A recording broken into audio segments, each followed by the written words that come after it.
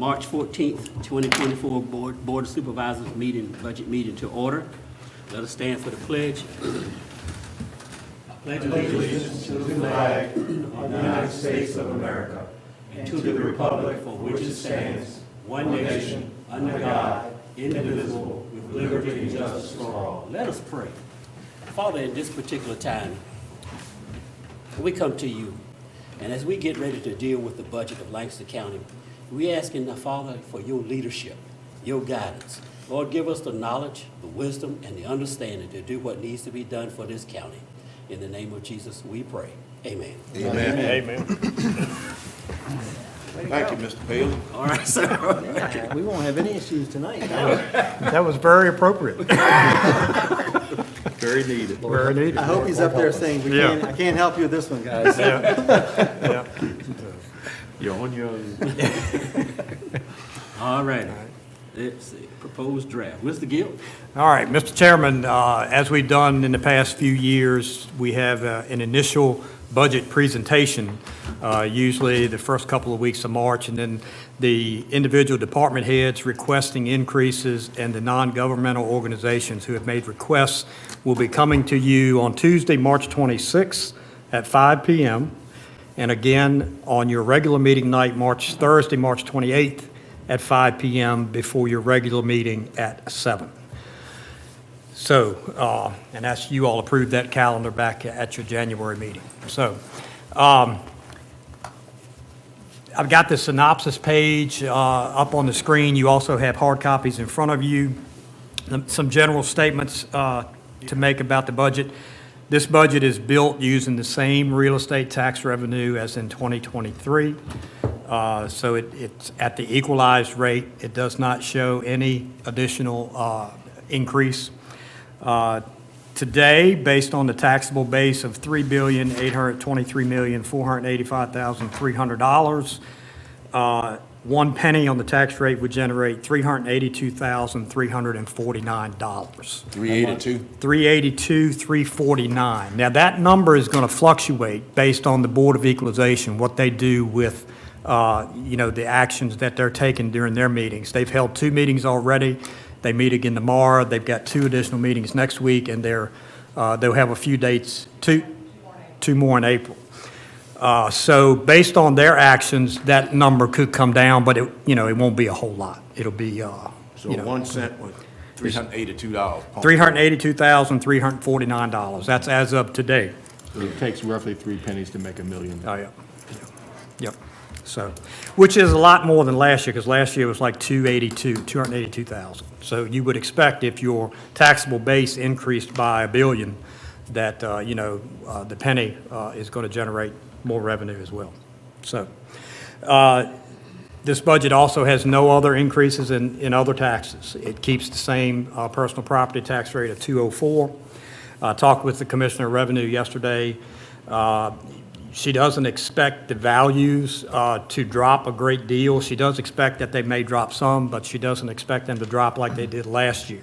If you'll remember, last year we dropped the total tax revenue by 20% because what she was hearing was that the values were going to drop by that amount. But she doesn't have the same feeling this year. What was that for personal property? Personal property tax, yeah. What is the debt service payment on the new school debt?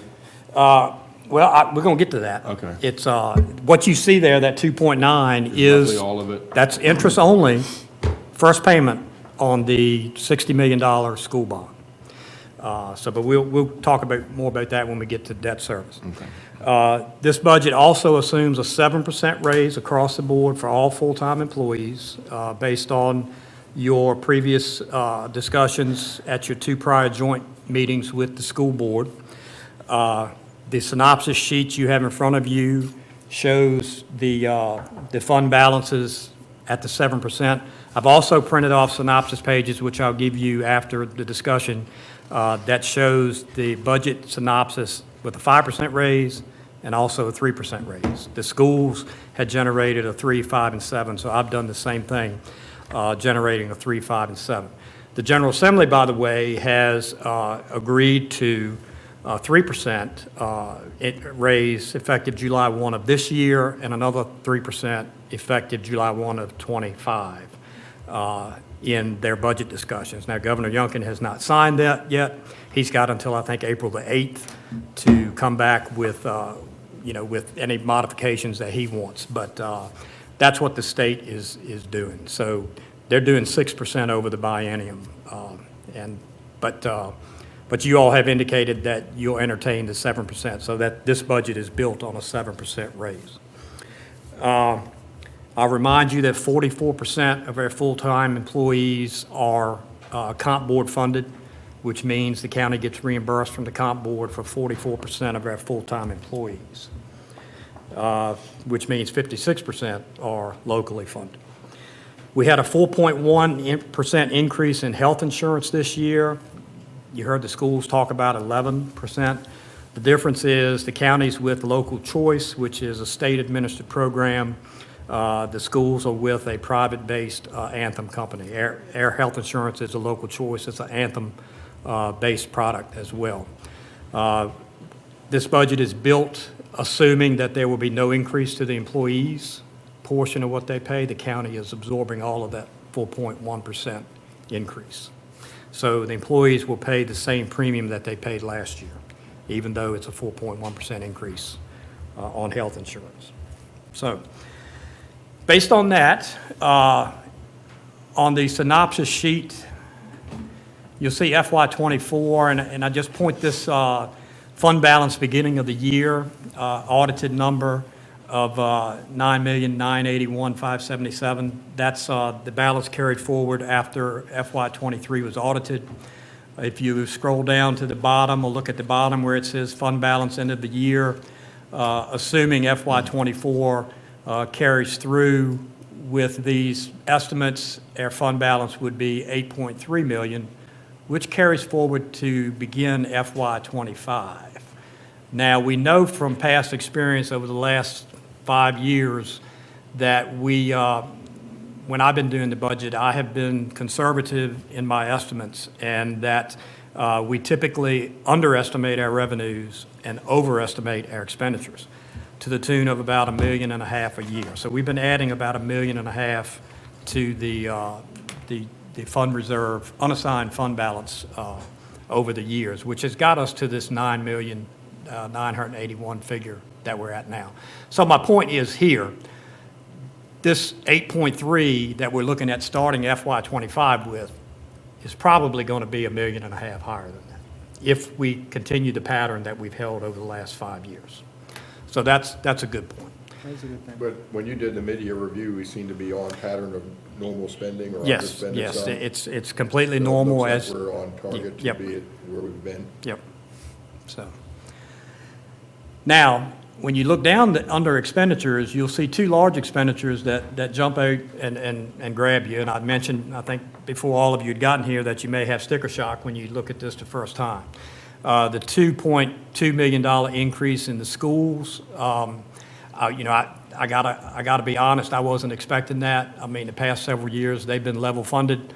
And I thought that it would come back, close to being level funded. I actually spent a lot of time going through their detailed budget and checking it with the calculator because I was hoping to find a math error, but it's not there. So now, in their defense, a couple years ago, they had a little over $1 million in state construction fund money that they spent and did not have to use local funds for that. And over the past couple of years, they've had federal money from ARPA and ESSA that has dried up. So that's. They had, 3 new positions in their budget too? Is it 3? They did have, I think it's 3. There's an article in the Rappahannock Record this week. I don't know exactly right offhand, but there are some new positions there. So that is, a large increase. It's 13% for 1 year. Did anything jump out at you, other than what you just mentioned? To be honest, no. They've been level funded for the last 3 years? Last 2 years for sure, and I'd have to go back and check. I don't believe FY22 was level funded. I think they had a small increase that year. So the other big item that jumps out at you is this extra $2.9 million in debt service. As I said earlier, this is the first year, the first payment on that $60 million school bond. we took that out in '22. Our first two payments were capitalized interest. That was, built into the note. We paid that. This is interest only for the first year. There'll be this debt service will remain constant for FY '26 as well, because the first 2 years on that note are interest only. Now, the third year, FY '27, that 2.9 will jump up to 3.9 because principal comes into play at that point. But when we get to the debt service schedules, I'll explain why that's not a huge concern, because we have other debt retiring that will take the place of that million. Will that 3.9 be level from that point forward? Yes, yep, Okay. for 30 years, well, for 28 years. Yeah. Yeah, so that's the two big items that jump out at you, and I know Craig just mentioned he saw a couple of others, $500,000 increase in public safety and about a $600,000 increase in health and welfare. I will tell you that the bulk of this in health and welfare is in social services. For some reason, over the past several years, the local portion of our social services bill has been, less than $500,000. Yeah. And, but now it's over $1 million. So Edna Davenport will be here on Tuesday the 26th, so hopefully she can clarify why that has gone up. So down at the bottom of this, you'll see, this is for information only, this capital improvement revenues and expenditures are not included in the general fund. You'll see that revenues here on capital improvement projects for FY '24 are over $3 million. Now, where that comes from is the interest that is earned on the unspent bond proceeds. And we'd had a $60 million bond taken out. We've spent maybe $5 million to date. So that money is sitting there, but it's earning interest. And we made $3 million last year on it? Yes. Wow. Yeah. So, I knew we was making money, that's why I was trying to figure Yeah, out so, that. I mean, Yeah, we're almost, But- ma- concern. But we're don't- almost making as much as the payment cost. yeah. But there's I a mean, limit. we are but- running. It's a time frame, I'm sure. But, there's a but. You said there was an issue. There's a but. It's called arbitrage. And, the federal government will not let you keep a great deal more interest than what you're paying on the note. So, in hindsight, we borrowed that money when the interest rates were in the threes. It was good timing. Interest rates have shot up.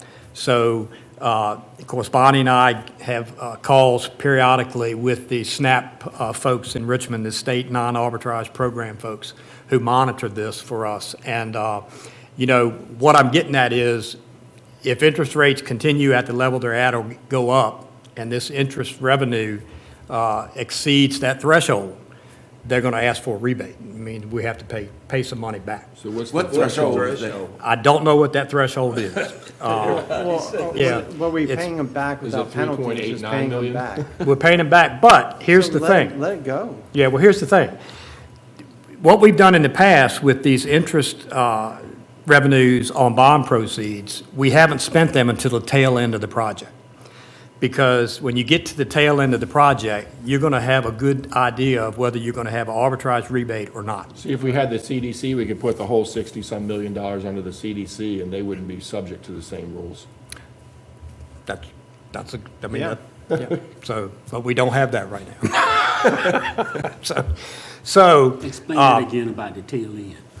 what we'll do, and these monies are being held in a separate fund. They're not in the general fund. I mean, on Bonnie's master sheet, she has a line item for SNAP BPSA 2022B principal, and then a SNAP BPSA 2022B interest. So all that- we haven't hit that threshold yet, is what you're saying? No, So and- we're likely not going to, because we're going to start spending that money down. Exactly, and so- that's the other part of that. It's just the interest you accumulate on the unspent portion. So as we ramp up our expenditures this year, the interest earned is going to come down. That's why you see the estimate for FY '25 dropping down to 1.5 million, basically half of it, based on the fact that the schools have broken up the cost in their capital improvement budget over 2 years at 35 million each year.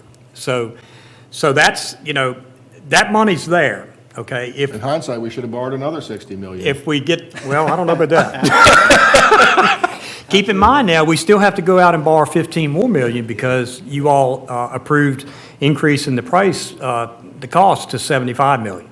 I So- guess, you know, I guess there's a reason, I'm trying to think there's a reason why we don't know the threshold, but that's Yeah. probably, because we could handle it if we knew the threshold. Yeah, and to We be honest, knew. I'm not sure Bonnie knows it. It's a group called PFM Asset Management that monitors this for the state. And we get periodic letters from them stating, here's where you stand in the arbitrage at this point. But it's no big deal. If there's no penalty, we just pay it back. I Yeah, mean, well, it's- and the thing is, why I'm saying keeping that interest revenue to the tail end, you know, after we have exhausted that $70 million, the 60 million in the bond, paying for invoices for building the new school.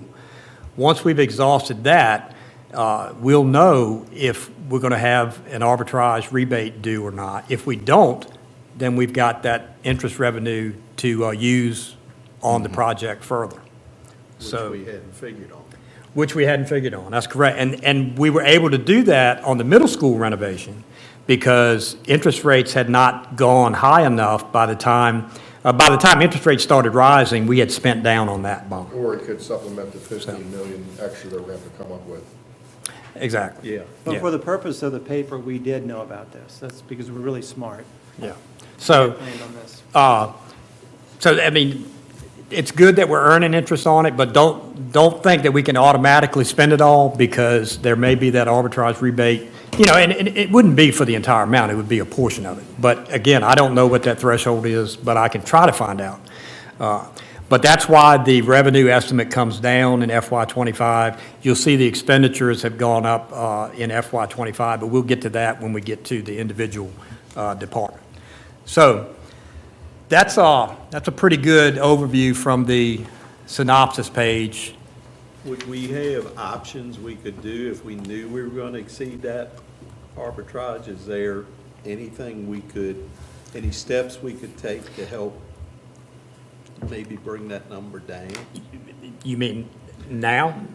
as we move through it? I think the way to bring that number down is as we spend money on the Just project. going to spend it. Yeah, right. that's, Move I think that's, construction forward faster. yeah, well, That's how you do it. they're moving, so. I guess the only thing I have on that page is that projected fund balance. Yeah.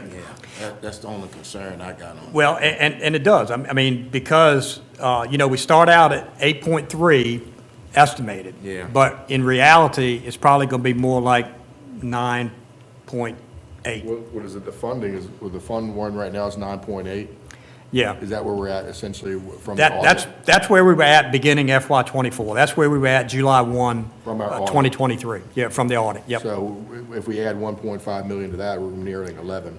No. That 9.981 already included the 1.5 million from FY '23. Then if you look down at the bottom of FY '24, this is where FY '24 ends. So that number carries up and begins FY '25.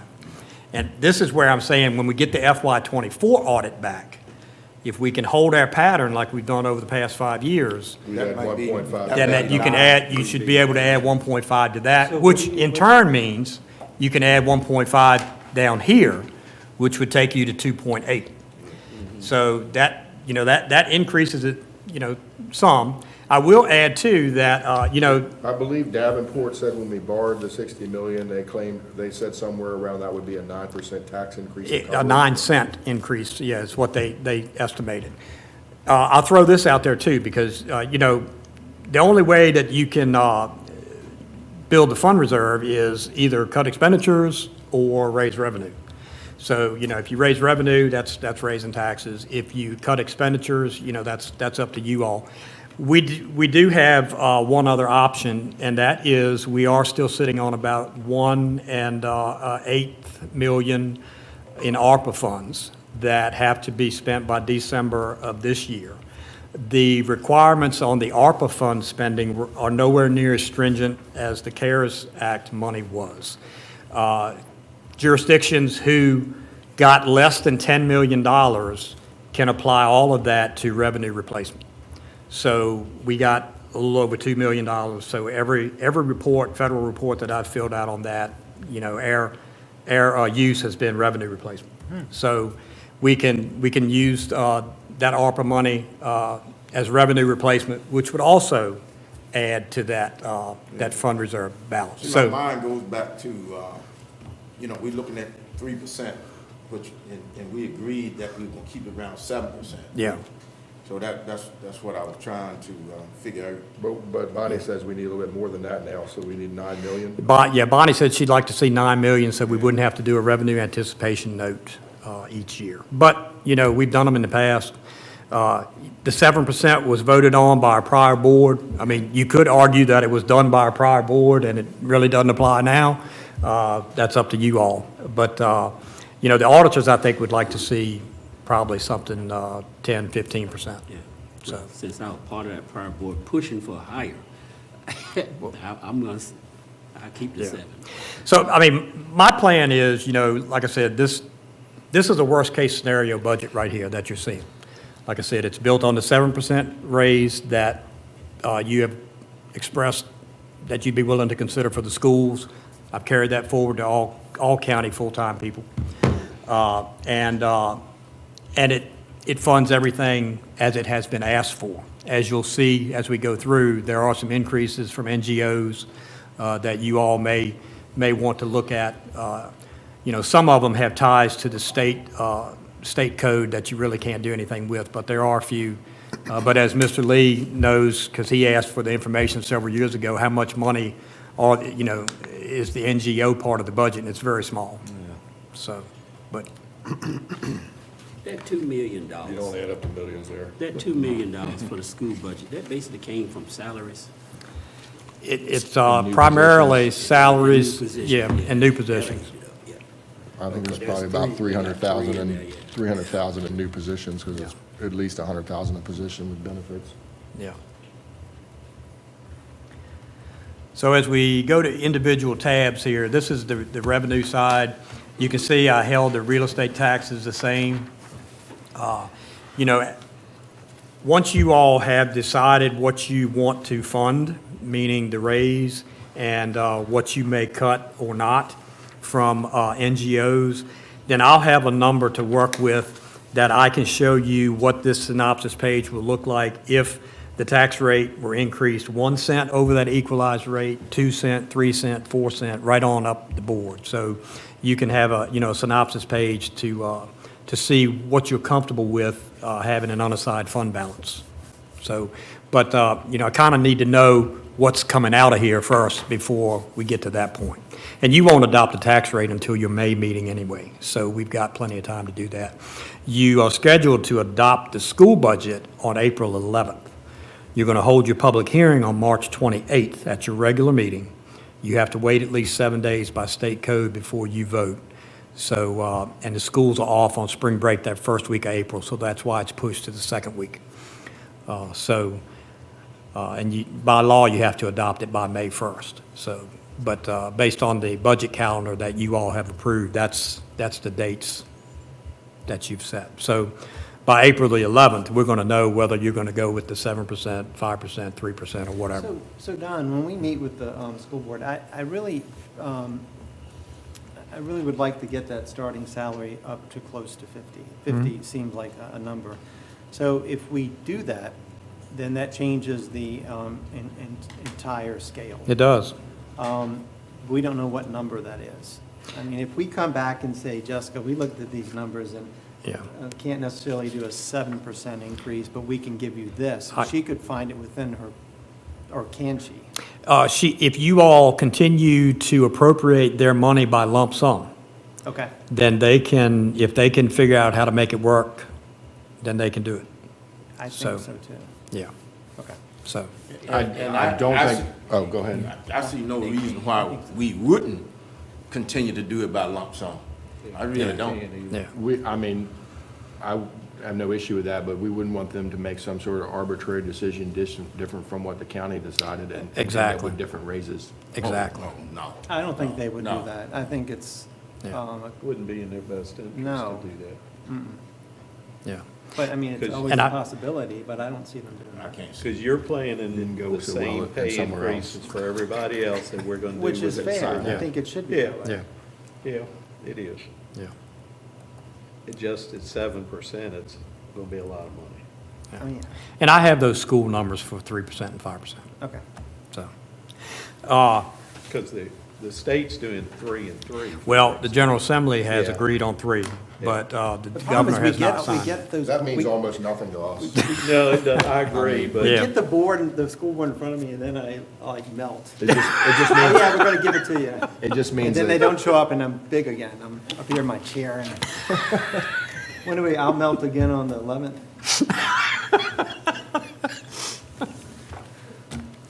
So what you're saying, I'll we I'll need bang some, on the dime. we need some taxpayers out there so they can counteract that? Is that what you're Yeah, saying? we do. You probably have a couple out there, like Oh, we're usual. gonna have a couple.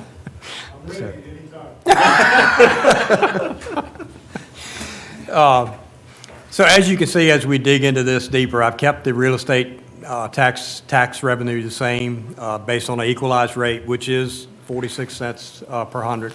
I've kept the public service taxes the same. I've kept the personal property tax revenue the same. Now, some of these others I have adjusted based on actual FY23 numbers. And you can see, I mean, it's not a whole lot of change, $25,000 increase there. Other local revenues, I'm putting another 100,000 on the sales and use tax, again, using actuals from FY23. And you can see down the line where these things are. I'll point out that the cigarette tax, when it was first done, based on estimates, I was looking at 65,000, but actually, it comes in right at 50,000, but that's 50,000 that we did not have before. One thing that's notable is the transient registry fee, which is the STR, short-term rental registry fee. Actuals from FY23, that's 3,000. That's $50 a year, so that's 60 homes that register. So I just used that same amount for FY25. And the actual 2% taxes collected is approaching 70,000. So that's why I put 70,000 there. Permits, privileges, and fees. Again, the big one here is in building and land use permits. Now, I estimated 275, and you may say, why did you do that when the actual in FY23 was 232? I went back and looked at our FY24 to date, and we're on pace to hit 280,000 in permit fees in FY24. So that's why I put 275, and maybe that's low. Maybe that needs to be, 300,000 because, so we got States and Homes and Ryan Homes, cranking permits every day. Even with the interest rate so high. Yep. They're still sailing. So, Hey, Don, what caused the 55,000 decrease in recordation and wills? Any idea on that? I don't have a good answer for that, Craig. I mean, you'll see another place in here where is it at? less people dying? Yeah. Or not leaving their money to anyone, state can have it. It's They're spending but it it- all on yeah, interest charges. That's land, that's land recording, is that land recording in there too? that's any document that is recorded in the clerk's office. So real estate is Yeah, down. yeah. I don't have a good answer for that. Okay. Well, there you I go. just Real wondered. estate is down. Yeah, Things I- aren't moving. so, I'm surprised it's down that much, but. yeah. That's one of the Anyway, back areas. back to the permit fees. So again, I've adjusted them mainly based on actual FY23 or realistic projected What is an FY24. abandoned vehicle permit? That is for basically a junkyard permit. We don't issue any new ones, but there are 3 that exist in the county forever. They pay $2 a year, and that's what that is. Right. Where are, Breaks Yeah. the bank. where are those, where are those locations? And Right up the Weems. road. One's in the village of Weems. No, Well, Ed Davis owns it now off of Akron Road. It's the one that Lou Ellen Barnes had that Okay. one, behind the fence. I believe Dotson's was one at one time. And I've lost where the other one is. But anyway, Hadn't Dawson been cleaned out? they're working on that, yeah. But you can count on those three paying that $2 every year. So it, Otherwise it gets revoked. so, just continuing down, fines and forfeitures, you can see I'm basing that on actuals. Here's a big one, revenue from use of money. You know, I stated earlier that our fund reserve has grown to 9.9 million, which means Bonnie has more money to take care of, and she invests that money. She invests it with local banks, but she also invests it with the Virginia Investment Pool, which earns a good rate of interest. So you can see, back in FY23, we only estimated 180,000, and that's what I put in last year for FY24 because I didn't have the actual from FY23. But you can see that the interest earned on the money that she has in the bank is a pretty substantial amount. The revenue from use of property, that is mainly from rent for the health department use of the building down the road. Other fees here, you can see those. I will say the ambulance and rescue fees, that number has gone up substantially over the past several years. When I first started doing the budget, it was less than 300,000, and now we're collecting close to $500,000. And of course, I know Mr. Bellows had a statement about that at a previous meeting about charging for ambulance services and whatnot. But that's I mean, it's just a general question across the board of like, we pay taxes to Yeah. support stuff, such as the roads. We pay taxes to support the roads, but then have to pay a fee to drive on them. yeah. It's double taxing, it's double taxation in my opinion in some ways. Well, with But this, it's just a personal question. I mean, it's a good revenue generation. yeah. Let's see. We get Sanitation and waste removal gone down. what's that? Sanitation and waste removal. What that is the money that we have generated in the past from the sale of recyclables, mainly cardboard.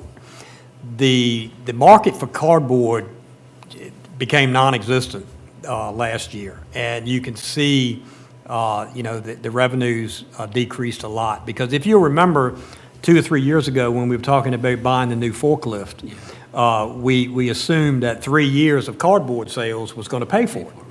And but now that the market has dropped out, and market is not good on any recyclable, to be honest with you. But Donald's doing a good job. We're also baling. Besides cardboard, we're baling aluminum now, which is being sold, which is generating some income for us. And I may be light on that 5,000. It may be more like 10. But again, I was trying to be conservative. But the main issue is the cardboard. That's been our big revenue generator in refuse over the past. So, I was gonna ask you a question, and you might not know the answer. This weekend, the sheriff's department. I don't. I mean, it's not much money, but. Yeah. I'm just wondering why that wasn't incorporated in their regular budget. I don't know the answer to that. I mean, a lot of revenue that comes in by ACH or, electronic transfer. And the Treasurer's Department immediately puts it in a line item. So I don't have an answer for that one either, Bill. So,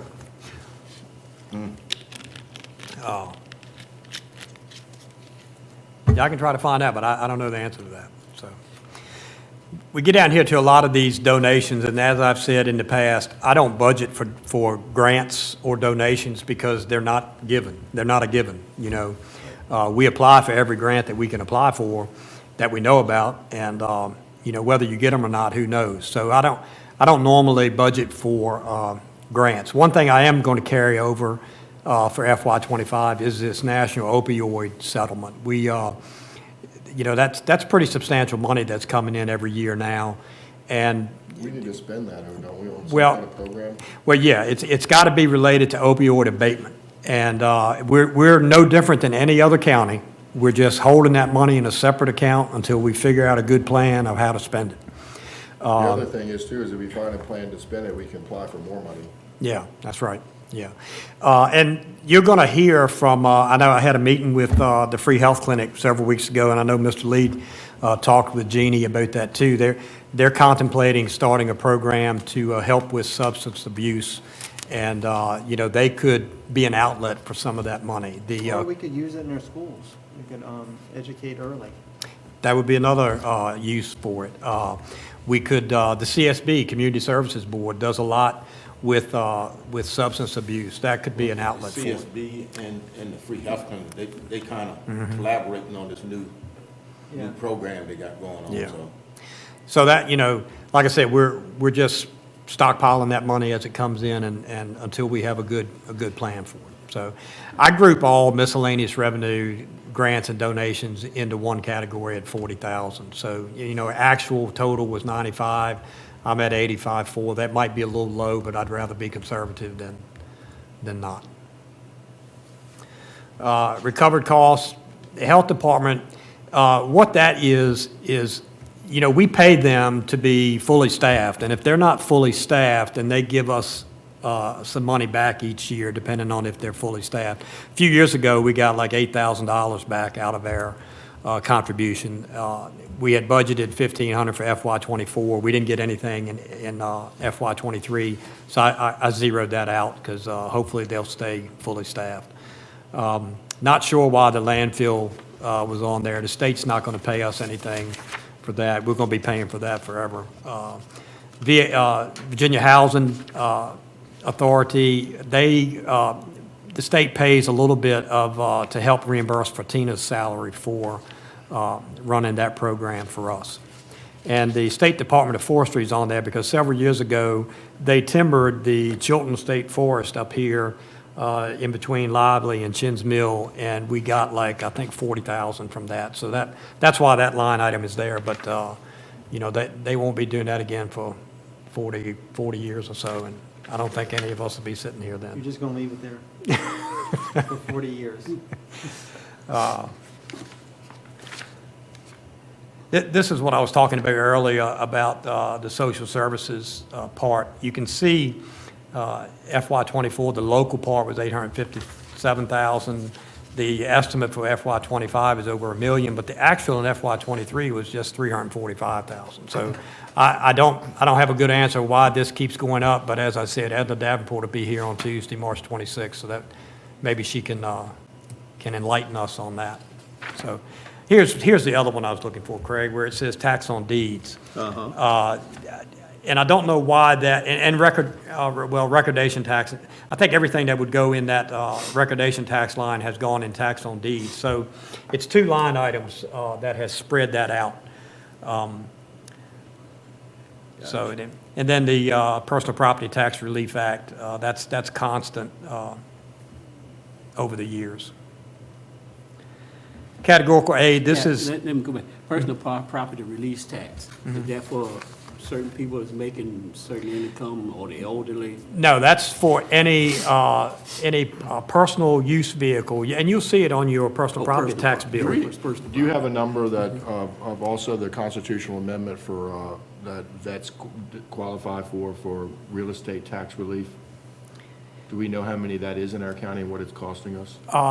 Marlin has that information. It would just be an interesting data point to know, because it was voted on by the people as a constitutional amendment, I think.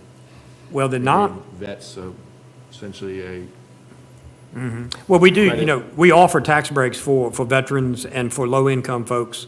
And, well, I was going to say the Marlin has those specific numbers. I don't have them in front of me tonight. But the non-taxable real estate in the county amounts to $138,310,400 of value, not tax. those are the people that got some kind of relief. For Well, one reason or well, another. that's non-taxable. That's like fire could be department, So fire that would department be property. Fire Yeah. departments, universities, or. Yep.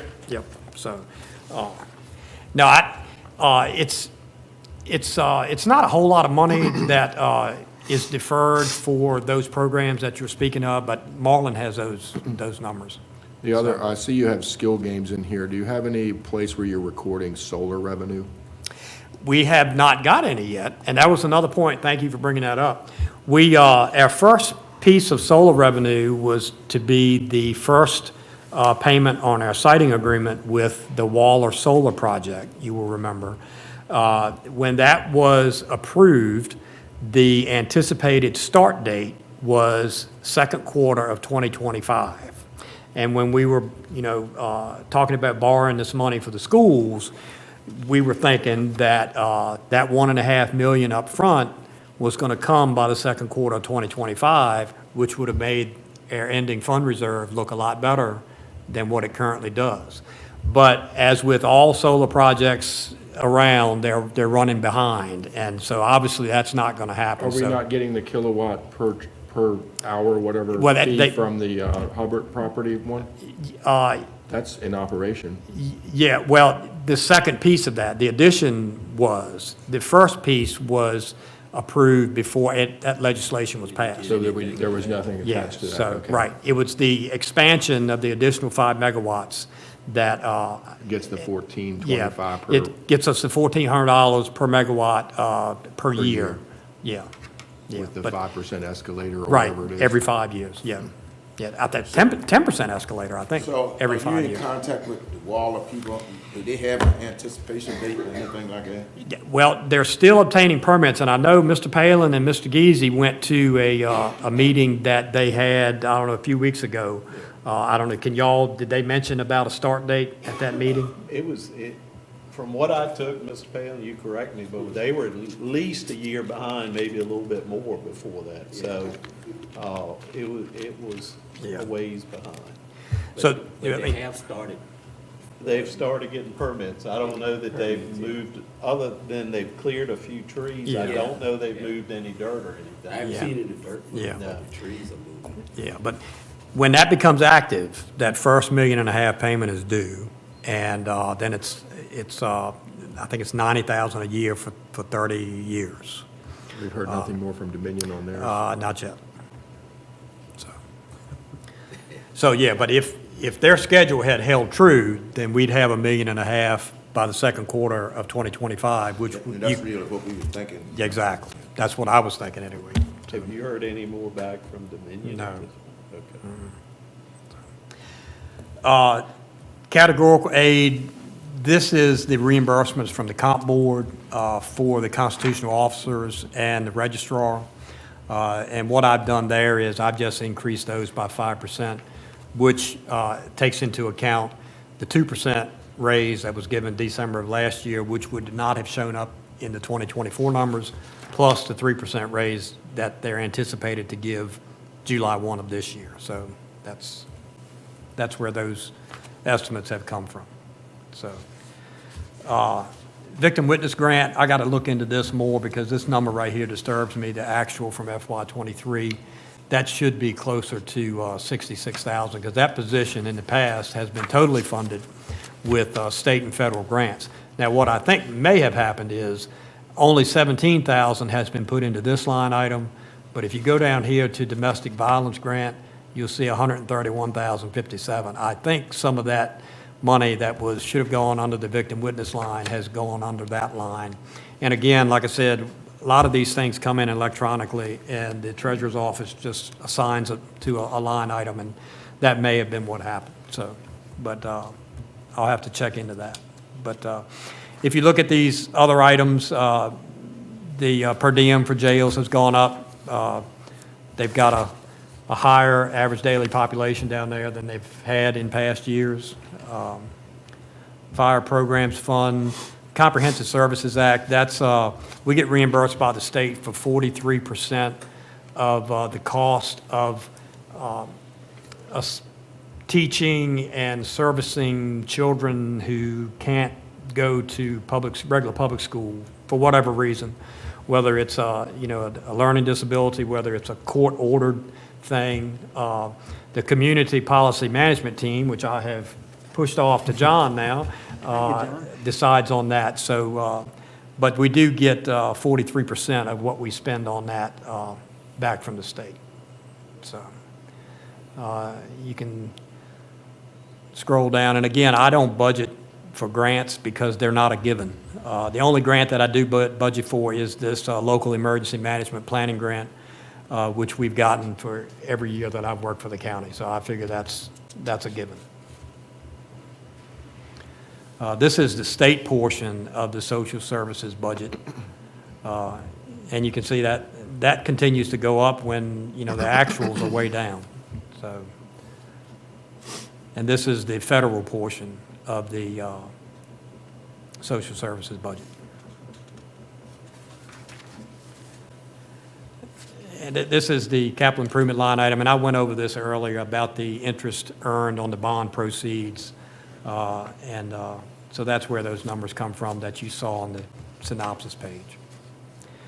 We look at school revenues, the bulk of their money comes from the local fund, local contribution. You'll see FY23, the school board has passed a budget that would require a local contribution of $14,116,068, which is $2.25 million more than last year. So, and these numbers all come from the school budget that was adopted on Monday night by the school board. These are their estimates for FY25. The bulk of that $1.5 million in savings is in their budget, though, isn't it? Is what? The bulk of that $1.5 million that we're underspending is mostly in the school budget, correct? A good portion of it, probably the majority, but I wouldn't say, mostly. Well, mostly, yes. Majority. I'll put it that way.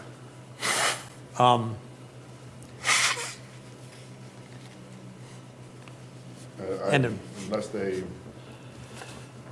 And do something different drastically, I don't see them changing that environment. If anything, it's going to continue to go in the opposite direction of right. With bigger and bigger, because they're not going to fill these positions. And if they do, they're going to be filling them at the bottom tier people. Yeah, I mean, they typically do not spend all of their money. So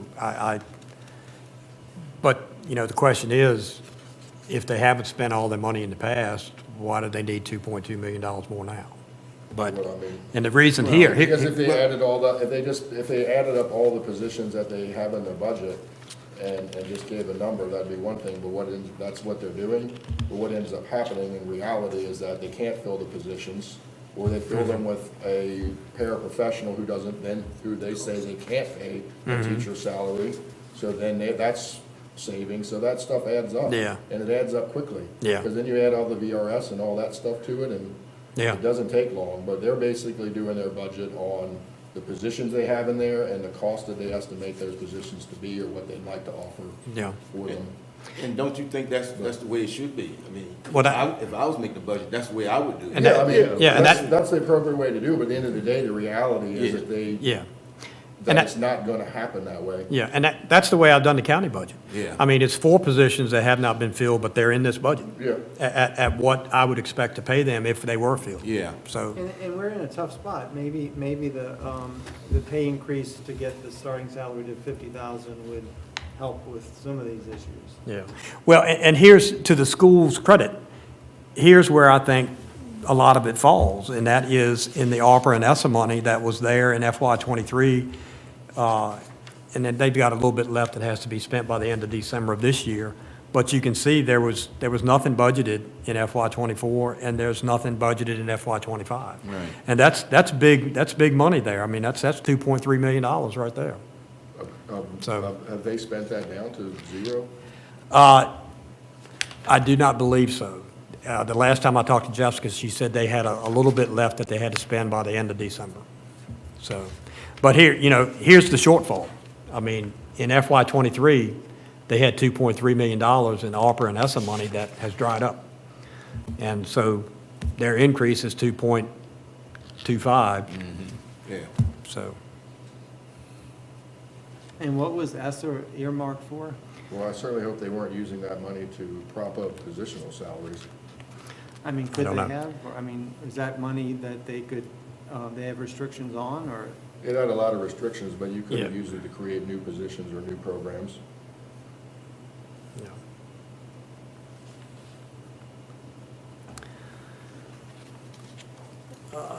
I said at the time it was gonna be a tough pill to swallow for anyone who did that when they ultimately had to pay the bill when the federal money ran out. Right? Yeah. School cafeteria fund increasing from FY '24.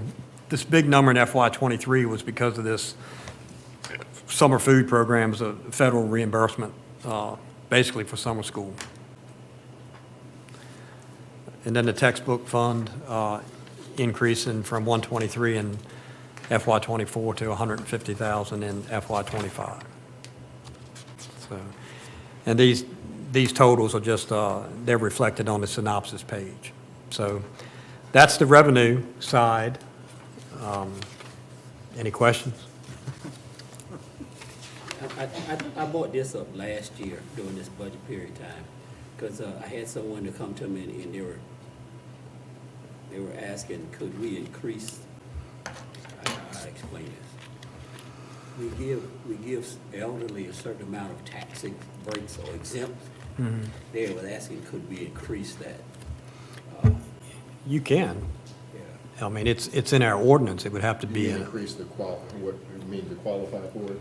yeah, the thresholds. I mean, it's based on, it's different levels of exemption for different income levels.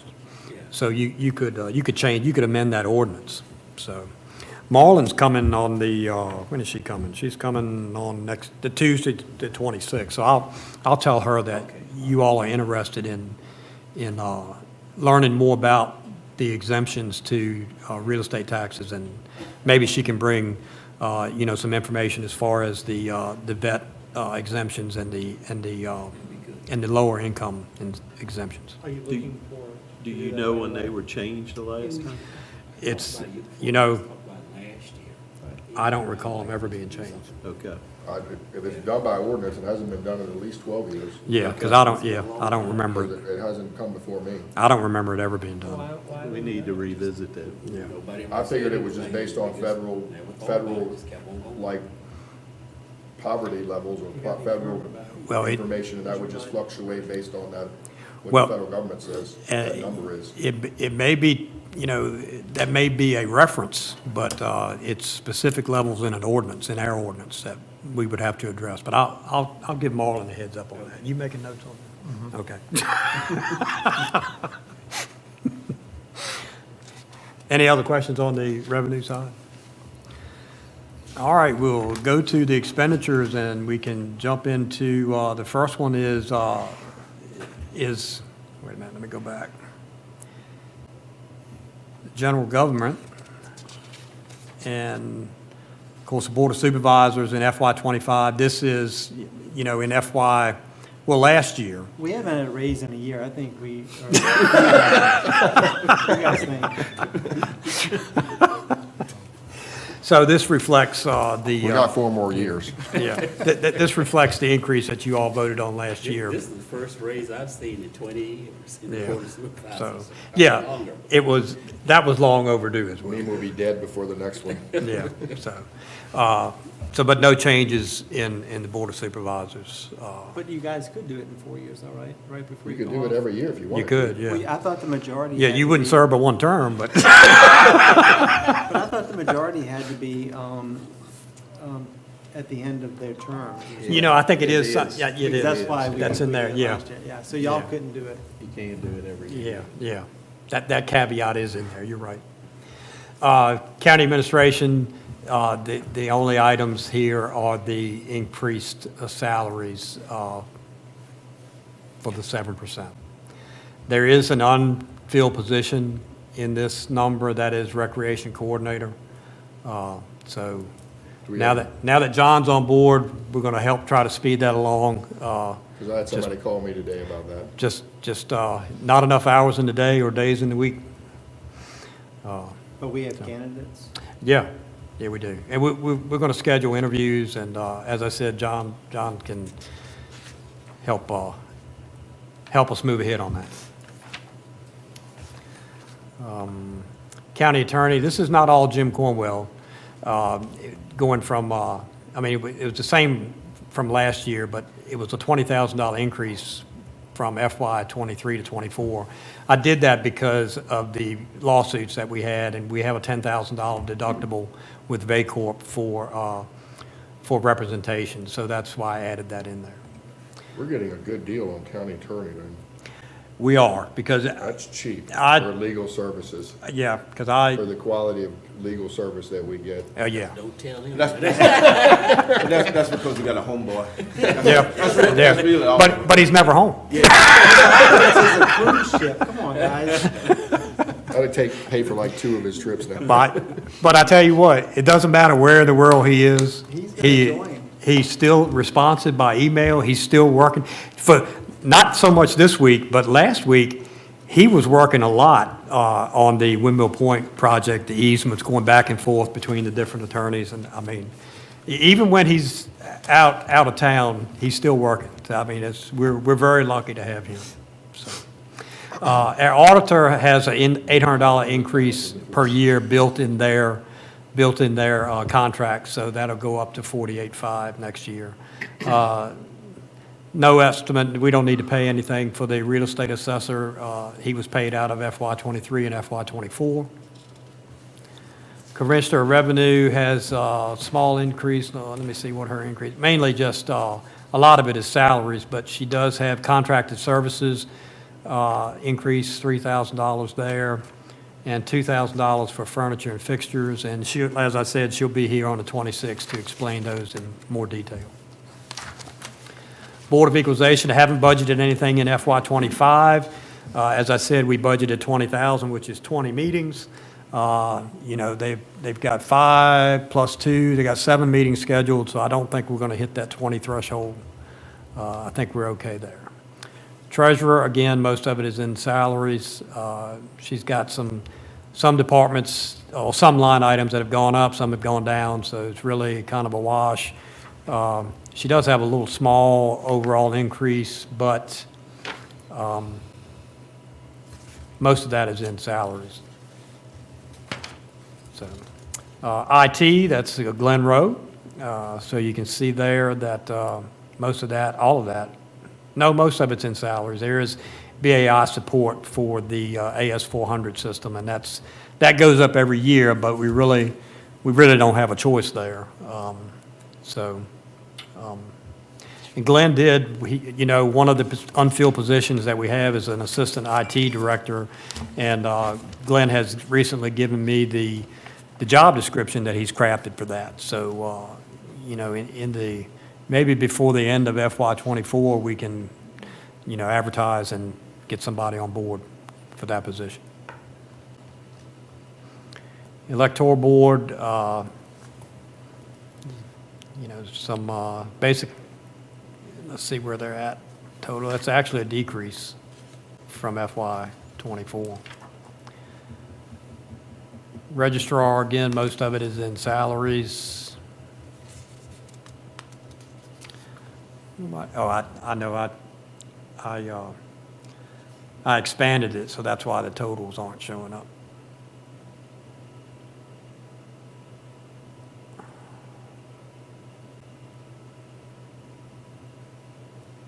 So, but overall decrease in general government, and that mainly comes from the fact that there's no reassessment bill for FY '25.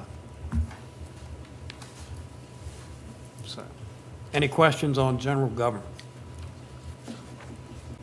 Courts. This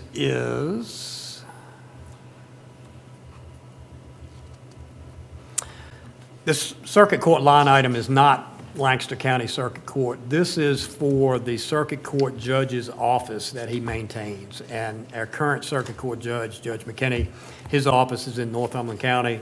He serves 5 counties, so the cost of maintaining his office in Northumberland County is divided amongst the 5 counties. So this is a total guess on my part. I kept it the same.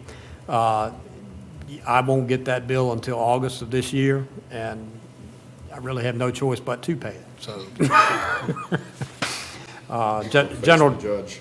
yeah, General District Court, you know, they had a little bit of an increase from FY '23. Overall, only $150. This adult drug court, the board entered into this agreement, passed a resolution many years ago. This is, again, for substance abuse. Folks that's their only problem. They, you know, the thought is they don't need to be locked behind bars. They need to be educated and rehabilitated, and that's what this line item helps to do. Who is administering that? That is the Commonwealth's attorneys for the 5 counties of, well, the 4 counties of the Northern Neck plus Essex, I believe. So he can tell us how many people from Lancaster are going? to Well, that if you program? remember last year, I asked him Well, he that said question, 0. and he said it wasn't that many. So, We could You know. technically use the But opioid see, money to On help the other pay hand, for this. he's saying that there's a lot of people that locked up that should be in the program. So that, you got to figure this out, you know. Yeah. If they over there locked up and they should be in the program, but we not send them to the program, then I want to know, well, how come we not sending them? yeah, You know? Because, I mean, he told me that. Yeah. There was a lot of people over there that shouldn't be over there. yeah. Well, isn't he the one putting them there? Well, I'm talking about- yeah. Well, you know, But he knows, you know, that their condition, he's Yeah. saying they don't have nowhere else to go. You know? Yeah. That's what he's saying. and, you know, and he's he told me himself that, you know, he's putting people down there that don't need to be down there. Yeah. So, They need to be in some program. yeah, and he mentioned the CSB, Community Services Board, and in fact, when this little building beside the courthouse was for sale, he came to me and said, can the county buy that, and we'll have a satellite office of CSB there, or we can try to get that, and that way, you know, he could use that local office. People could go there instead of having to travel to Tappahannock or wherever they have to go, so, but that didn't happen, so. Juvenile and domestic relations, not a huge increase there. And this is clerk of the circuit court. This is our clerk of the circuit court, and you'll see it's all basically salary increases. Now, all these salary increases are at what level? 7%, That's what I thought. Okay. 7%. Did, the department heads, they have any say-so on for us at 7% concern? Did you have any discussion with them? See? Not formally, I mean, you know, informally, we've talked, Yeah. but, you know, once the direction was given that the board was willing to consider 7% for the schools, then I really had no choice but to Yeah, I just wanted, put you 7%. Oh, I think they would be Very very, very, extremely happy Yeah, that's right. if that happens. Yeah. I mean, yeah, so. Library Virginia grant, typically we get a grant each year, but like I said, it's not a given, so I don't budget for it. Court-appointed special advocates, that's level funded. Victim witness assistance, again, as I said, this is paid for entirely through state and federal grants, whether it's put in the correct line item or not. So, Commonwealth's attorney, you remember last year, he came before you all, and he wanted to add a full-time position, take some of his part-time money, and he took some money from the victim witness position to create a part-time prosecutor, full-time position. That doesn't sound right. It was an additional prosecutor, full-time position. That lasted for maybe a month and a half. It didn't work out, so he's gone back to the part-time. So you'll see that full-time position has come out and the part-time has gone back, which saves us on the fringes for that. So again, you got a $52,000 increase for FY '25 here. Any questions on courts? Public safety. This is, the sheriff has 3 budgets, and this is the first one, the biggest one, law enforcement. And you'll see an increase in salaries there. He did have increases in other line items. The Criminal Justice Academy that he has to send all of his new folks to for training, unless they're coming here already certified from other jurisdictions, that price has gone up.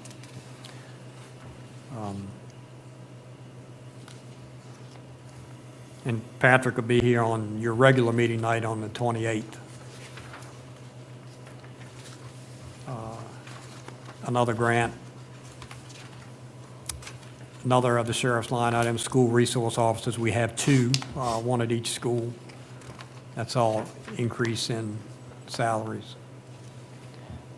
Two more grants. Volunteer fire departments, Chief Smith talked with all three of them. They're asking for a 10% increase this year.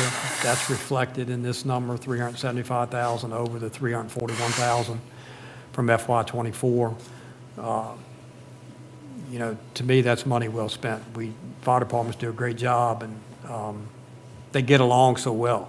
That's, you know, I'm a life member of the Upper Lancaster Fire Department, and when I first got in the fire department, it was kind of Lively was up here, Kilmarnock was Kilmarnock, and Whitestone was Whitestone. But now everybody just works so well together, and they train together. They fight fires together. We're blessed to have the volunteer fire departments that we have in this county. Volunteer rescue services, of course, they get mileage reimbursement, small amount of contribution for the Regional Peninsula Emergency Management System Council. We had been getting that med flight request every year, but we didn't get it this year because they changed, and Chesterfield County now funds them totally. So we don't have to worry about that request. And this is the individual contribution to both Upper Lancaster and Kilmarnock Rescue Squad.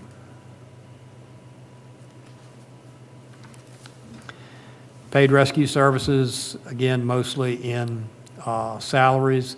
I will say that in requested FY '25, Matt is requesting 2 new full-time positions. We have budgeted for 14 full-time positions ever since I've been doing the budget. He's only been able to staff 12 of them because he just couldn't find people for the other 2 positions. One of those full-time people retired this year. So right now, he's down to 11 full-time people with his part-time folks. And we continue to have to cover shifts from the volunteer rescue squads when they can't cover them. And in the supporting documentation, which you don't have in front of you, but when I post the agenda online for the presentations from the department heads and NGOs, all of that will be broken out specifically to each person. So when you see EMS, you'll have all the support and documentation when you click on that. So, but he is requesting 2 additional full-time staff people. So really, he's gonna be looking 16. for 3 people. He's looking for 5 because we've been budgeting for 14. He wants 2 new ones, it would be 16. And he's down right now with this retirement to 11. So he's going to be looking for 5. So, and we've got a small pool because every county pulls from the same pool of certified providers. And we've done a good job over the past few years in bumping up our health insurance coverages. Currently, we offer 2 plans. One is a high deductible health plan, which for the employee only is entirely paid for by the county. Plus, it's about $100 that goes into a health savings account for them. And a high deductible health savings plan is ideal for someone who doesn't go to the doctor very often. But we also offer the Key Advantage 500 for folks who may have a chronic condition or, go to the doctor more frequently. That seems to be the better plan for those folks.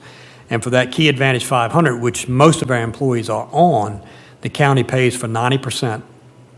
for the employee only. We pay 70% of the employee plus one, and we pay 50% of the employee plus family, which is very competitive with surrounding counties. And one thing we do need to do, and Matt addresses it in his documentation, and we talked a little bit about this last year, is we need to move the EMS folks into the hazardous pay retirement that our law enforcement folks are in. That basically gives them the ability to retire, I think it's at 50 with 20 years of service, as opposed to having to have 25 years of service and be 62 or whatever the age is. So we talked about that last year, and Matt did the research on it, and we've got to get that done, and which will be an added benefit to those folks. On our insurance, you said our benefits are pretty competitive there, Yeah, they're yes. Yeah, because could be a good recruiting tool and at not a lot of cost of money. yeah. Even if we started to cover, like, say, all the family for anybody. Well, It'd be a pretty big expense, but it could be a good recruiting tool yeah. versus what it would cost to give an equivalent amount in salary. Yeah, well, like I said, we pay 90% under that Key Advantage 500. Under the high deductible plan, it's totally paid for by the county, plus you get the $100 a month in the health savings account. It's really the families that really are getting crushed on It's the insurance younger side. people, yep, yeah. And, you know, the county paying 50% of that employee plus family is, that's, you don't see that a lot. I mean, it's usually not that high a percentage paid by the county. Would it also help with recruitment if the training cost was reimbursed to the individual? Yeah, I mean, Matt could address that. I mean, he's adopted a pay scale which rewards, you know, every level of certification plus years of service. Don't we pay for training if somebody wants to do additional training anyhow? I thought he added that in his budget in general. Most of the people that he's hired are already certified when they come in, so I don't, I didn't know, like, if somebody wanted to get more certification, Yeah. we pay for that. What is it? Is it like a two-year degree? it's some, yeah, yeah, it's for the paramedic, I think, yeah. Do we offer anything through the technical center that would get someone a jump start for some kids on that path? You know, I don't know the answer to that. If everyone's struggling with the same problem, we need to do something. Yeah. Well, I mean, and every county, I mean, we cannibalize each other because that's the way they do it, you know? But yeah, and I know Jessica's aware of this too, that we need to, you know, maybe have some courses in high school related to that, and then they could go to RCC after that, get that degree, and then come out and be a paramedic, or at least an advanced EMT. Let's not forget to talk about that. Yeah. We could, certainly within a $20 million budget, we could have some classes. Yeah, that's a good for these point. kids. So. Grow your own. Grow your own, right? Mm-hmm. So that's paid EMS, a couple different grants. As I said, the only grant that I budget for is the local emergency management plan grant. You know, if they stop spending so much money on tests, they could actually have an EMT class. You start hanging down here again? Your This- computer won't take it. Public safety radio is, Kill another one. that's another of Matt's line items. This is basically, you know, how you maintain and operate the emergency communications radio system. What we're going through now is an upgrade to meet that P25 mandate, federal mandate. But this is the budget that he uses to annually maintain and operate. Just put a 10% escalator on that a year. Department of Forestry, we pay, I think it's 9 cents for every acre of forest land in the county to the state. And what that does is it guarantees that if we have a forest fire and we call DOF, they're coming with the plow to plow a line around it. Local emergency services, this is basically if you'll see hurricane and disaster recovery, this is the line item when we have a natural disaster and you all have been through these before. We do a local declaration, and I think it's $50,000 gets put into this budget so that Matt can get the resources here that he needs to address the, whatever the natural disaster is. You'll see the CERT line item that has been under volunteer programs in the past. CERT is now becoming its own entity, its own nonprofit. Julie Dudley is heading that up. And you'll see in the supporting documentation, they're requesting $8,600. So that may need to go under a completely different heading, but for this budget, I put it right here because this is where it's been in the past, but it's been under volunteer programs. And it has not been at the $8,600 level. It was at $4,000 previously, but Matt was overseeing it. And the CERT is the Community Emergency Response Team, is what that stands for. So, Okay. Hey, Don, yes. going back just a little bit, on the rescue services, I see it's been about $2,100 a month rent on that building down there. Yep. Is there any escalator in that lease that will come in effect? It is, I think it goes up $100 every year, so it'll be $2,200. Yeah, because it hadn't gone up on this time frame here. so- Yeah. Oh, maybe it's every two years. Okay. When Randall sold the building to the Belfield guy, that, we had to sign a new contract. And Okay. there was an escalator in the previous contract, but I still think it is, but it may be drawn out. It may not be annually. It may be, like 2 or 3 years. Gotcha, thank you. Let me see where we're at. Okay. And here's the third sheriff's office budget, the jail, basically. Again, mostly salaries for the 7% raise, increase in repairs. The jail is a not quite 50-year-old building, but, 45. So you're going to have increases there, and then an increase in the food service with a higher average daily population. You're gonna go through more food. So You said that building's 45 years old?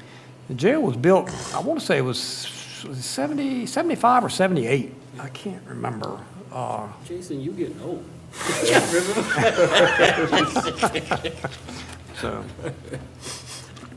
Have they talked anymore? I know they were talking about adding on to the, we've gotten Jeffrey and the sheriff's folks. It was Patrick and Jeffrey and Heather and I met with Guernsey Tingle representative, their public safety representative Amanda Running, and she put together a preliminary estimate to revisit the EMS building that was planned for over here at one time to redesign that to house EMS and the sheriff's office administration, plus renovate the sheriff's office up front to expand the dispatch area.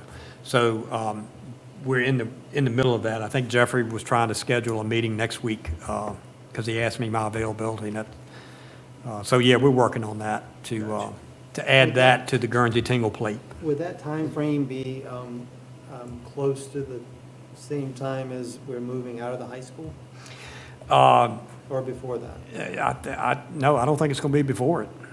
No way. No, because by the time you get plans done and Yeah. go through procurement and get a contractor, I think you're, Get it in 4 Because years at least. we still have plans there as well. well, we don't have a firm plan for the old high school building, but I can, But we could do it all at the same time. we could. I mean, we're busting at the seams in this building. Yeah, you guys need to get out of this building.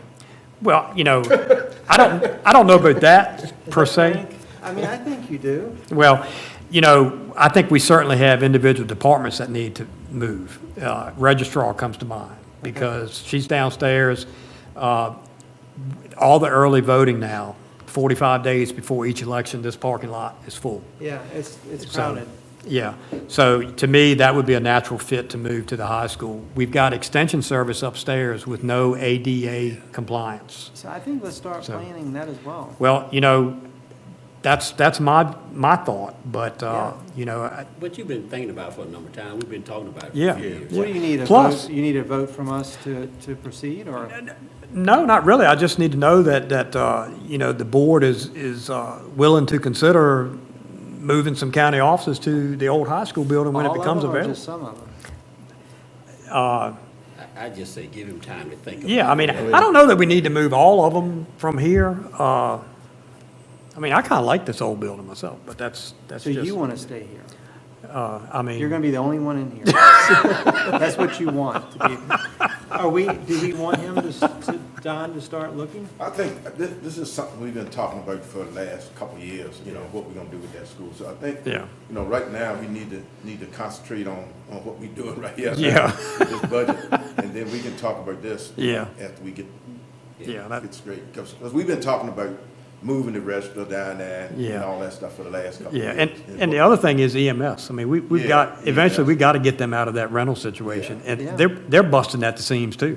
I mean, they don't have any Well, I'm room. not talking about making decisions. I'm just Yeah. talking about, I don't think Don, we haven't really told Don that we're supportive of that, even though we are. We haven't given them any marching order, but Well, not really marching. I think Unofficially, we have. We Yeah, well, haven't given any moving orders. yeah, no, I mean, to me, it's a logical extension of county offices, just down the road.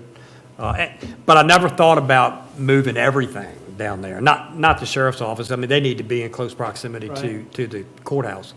I mean, we could certainly think about it, but like Bill's saying, we got the budget in. That may be something also that would require some sort of like planning or. Yeah, Guernsey Tingle would have to Plan be, or planning. to yeah, look at they would have to, what we have and what are Yeah. some possibilities. yeah.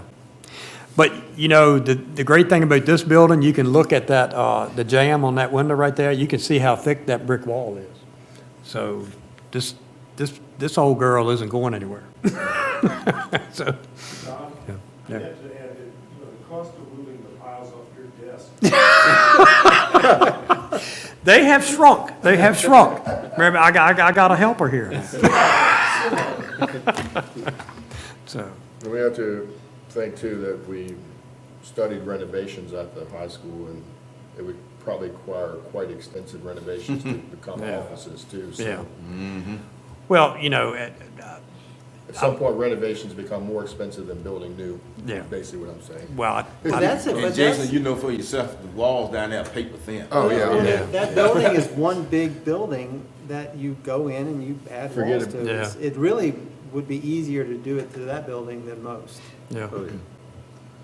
Plus Parks and Rec would be a good fit. it would be, because you got all, everything got there. everything there. You got everything there. It'd be a great fit, Yeah. so. All right, All right. Moving on.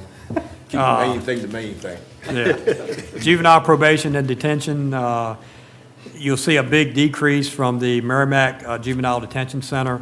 They figure what our annual contribution would be on a 5-year rolling average of the services that they provide to Lancaster County residents. And we're in a cycle right now where we're down. So that's why that has decreased. This is the Virginia Juvenile Crime, and I don't know what those last 3 letters, I can't think what they stand for, but it's the Rappahannock Area Office on Youth. That's what that is. Again, all on the juvenile probation and detention. So actually a decrease there. Building inspection, we added a 3rd building inspector last year. And, we hired a 3rd one. We had 3 for a short time, and we are back now to 2. And they're doing a great job, and they got it under control.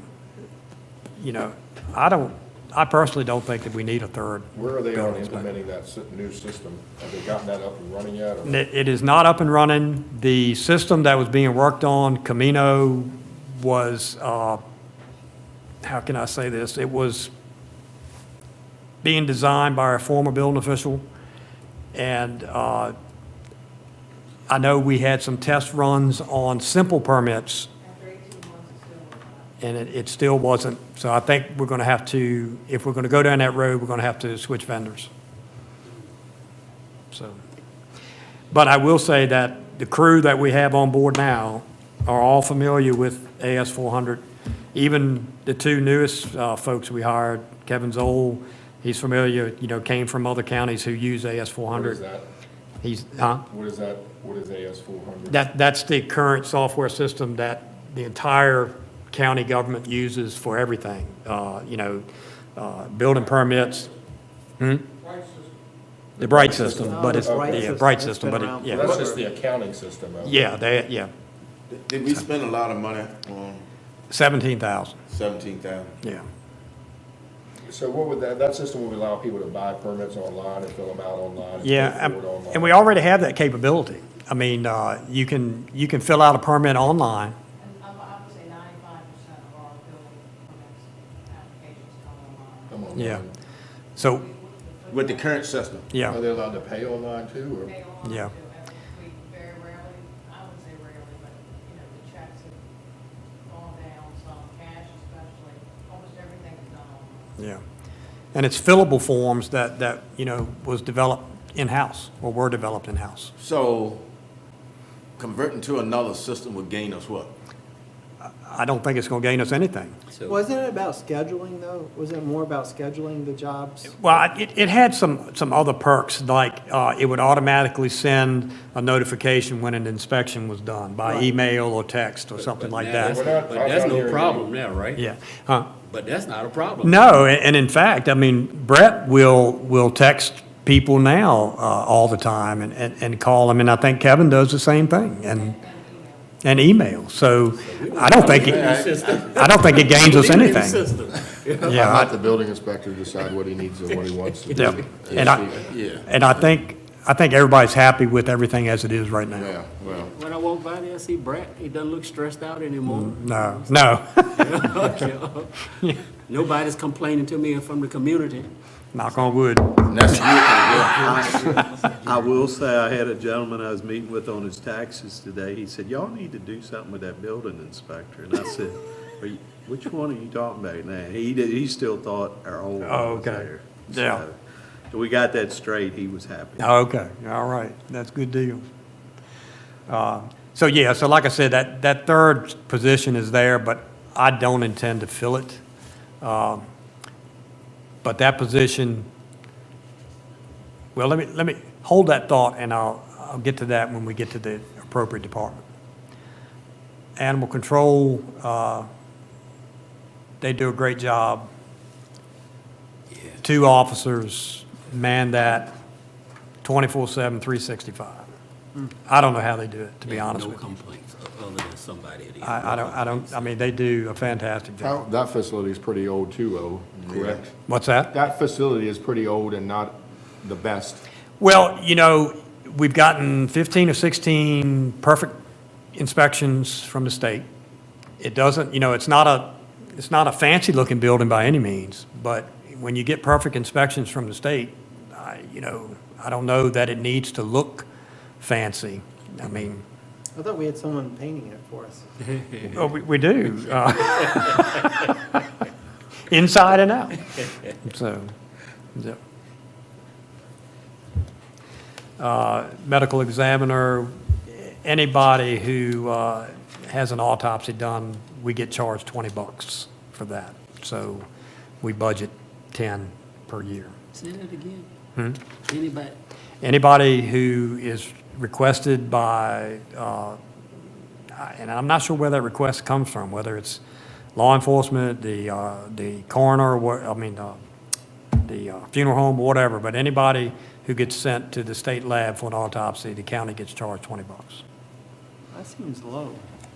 Is that a, I mean, I don't know. I think it's Ain't just, complaining. it's just administrative fee. And you'll see right here, unclaimed remains. Every now and then, we have a body that's not claimed by any family member, and the sheriff has to take possession of that, and then the circuit court judge authorizes him to have that body usually cremated. that's gonna be me one day. So, They're gonna leave me. so you'll see, public safety there. And why is that not, that's not adding up. It's a 515 increase, 515,000, but that, I gotta check that. That's the first, there's an $8,000 discrepancy there with what's on the synopsis page. Okay. Daggone, I've been living this thing for a week and I still find things. Well, you get cross-eyed after looking at spreadsheets for a second. Don, you gotta do better than this, man. Oh, it is? Oh, yeah, okay, all right. Isn't there a fancy budget program you can use? Call it the Bright system? Yeah. Public Works, Right. this is refuse disposal. You'll see here, again, salary increases. And I will point out that the part-time salaries here, that does get all of our part-time people up to $15 an hour, which is what you all had said you wanted to see. So this budget does accomplish that. We mentioned earlier about that third building inspector position. When the renovations are done at the Kilmarnock Convenience Center, we're going to have to add 2 full-time staff to this department. So I've already got that third building inspector position in the budget. That could be transferred to this budget, and we could almost get 2 people out of what that one building official was going to cost us. So we would just be realigning it, moving it. I'd rather pay one full-time than a few part-time. Yeah. But, you know, It's a better investment. with this department, you've got a lot of retired people who are working. They don't want a full-time gotcha, job. right. Yeah, all they want is something to do a couple days a week to have a little spending money, and they don't want, full-time position. But Donald does have a couple that would be Yeah, I think their willing. biggest complaint really is getting paid once a month. Yeah, Yeah, they would rather get paid, Yeah. by a week, Yeah, I think that's been what I hear a lot of times. Can That's- that be That's not gonna changed? change. that's a logistic nightmare. Yeah. Yeah, because we've gone down that road That's before. just really a personal budgeting issue, really. Yeah. Well, it It's is, but painful at first, but then you get used to it. they want us to resolve it.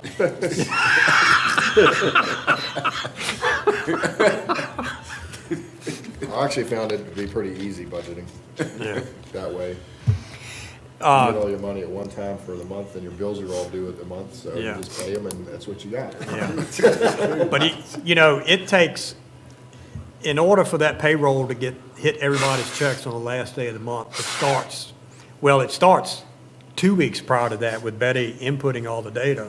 It starts a week before that with Bonnie processing the ACH forms to the bank to have all of them direct deposited. So if It's you wanted, time-consuming. if you wanted to do more frequency, it would Double the time. double, yeah. Yeah. Yeah, I talked to Bonnie about that last year, because the school board was talking about doing it in Department of Social Services.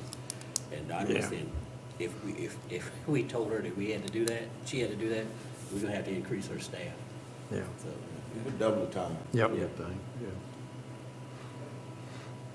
That was a good line. I like that, Bill. It's a personal problem that they want us to fix. I'm going to use that.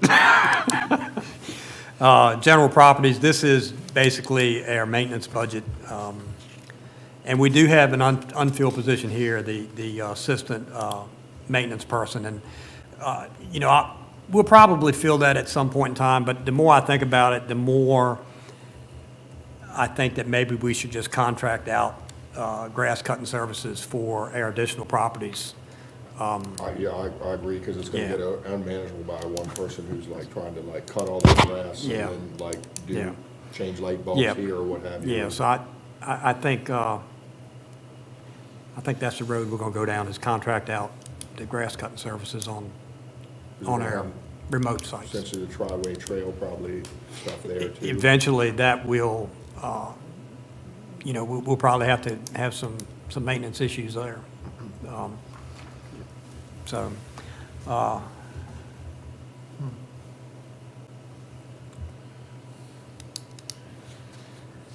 So that's- while we're talking about grass cutting, let's make sure that we're on top of the Windmill Point. yeah, That You that didn't, butts up next to that community. yeah. Let's try to get on that before they actually email me this year and Yeah. say, when is it gonna be cutting? After they emailed you, though, did you get any other No, complaints? no, I mean, Yeah. I don't, it's just that initial time that Yeah. they say what's going on, why hasn't it been cut, so it's Yeah. usually, so as soon as we start to see grass growing, let's get down there and cut it this year. Yeah, well, I did contract that one out last year, because that was the furthest away from here, and the guy did a great job with that. Yeah, no, I mean, they said it was right afterwards. Yeah, so, So is that contract still in effect, or is that, yeah, he's gonna do that this year, too. so then they But- should be right on top of it then? Yeah, yeah. They'll But probably start soon. yeah, I don't know when he's gonna mow the first time. It won't be long, though, with these warm days, Yeah. because grass is growing. So that's Public Works. That insurance, taking in consideration our Carter's Cove and, what is that?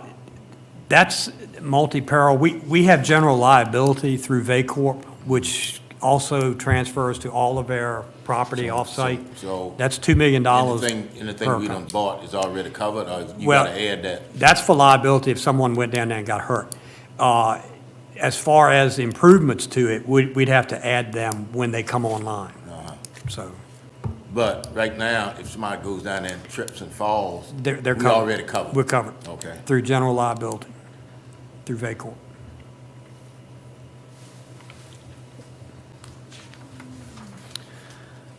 Next line item, or next department is health and welfare. Local health department contribution here. This is tied to state code. It's based on a formula. So it's not a whole lot of wiggle room here. Really none. Like I said, if they don't fill all of their positions, they'll end up refunding a small portion of money to us each year. But as I said, this is based on a formula that they use. And if we didn't allow them to operate the health department in the county, we would have to do it on our own, because we're required to by state code. Free health clinic, you do have discretion here. They're asking for a $32,000 increase. They also figure their requests for each county based on a formula that they have. And Jeannie will be here on the 26th to explain that request. You have level funded them in previous years. Community Services Board, really no leeway here. This is tied to state code, also by a formula, a little increase this year. Bay Agent, you do have discretion there. They're asking for a small increase.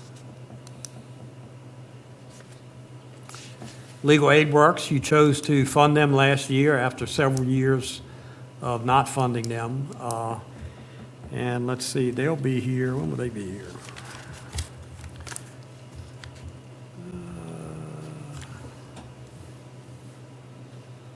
James Briggs will be here on Tuesday, the 26th, to tell you how much service they have provided for Lancaster. The Haven, you do have discretion here.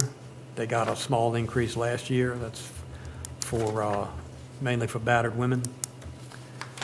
Comprehensive Services Act, again, this is the, or Children's Services Act. Oh, shucks, that's the wrong one. You know, this fluctuates from year to year. I've seen this as low as $400,000 a year. I've seen it as high as $900,000 a year. It all depends on the number of kids that are being served, and there's really no way to handle that. I mean, we're required to provide education for, our children of the county, and if, some kids just can't go to regular public school, as I stated earlier, for whatever reason, and this is where they get their education, whether it's for health reasons or court mandated. So I did drop it 100,000 based on, actual from FY '23. And the last time I looked at FY '24, I think we're trending under budget for that. Social services, again, this is a, $641,000 increase from last year. And I don't, I mean, Edna can explain that. She'll be here on the 26th. And is it, you think that's because of less state money, or? I don't know. I mean, that's, Okay. Well, you probably on the same path I'm on, Bill. I was just wondering, what was the state contribution last year? Do we know that? yeah. I think I left that in, That's a big number. where is that at? That's back under revenue. They should get money from federal and state, Yeah. And local. and local.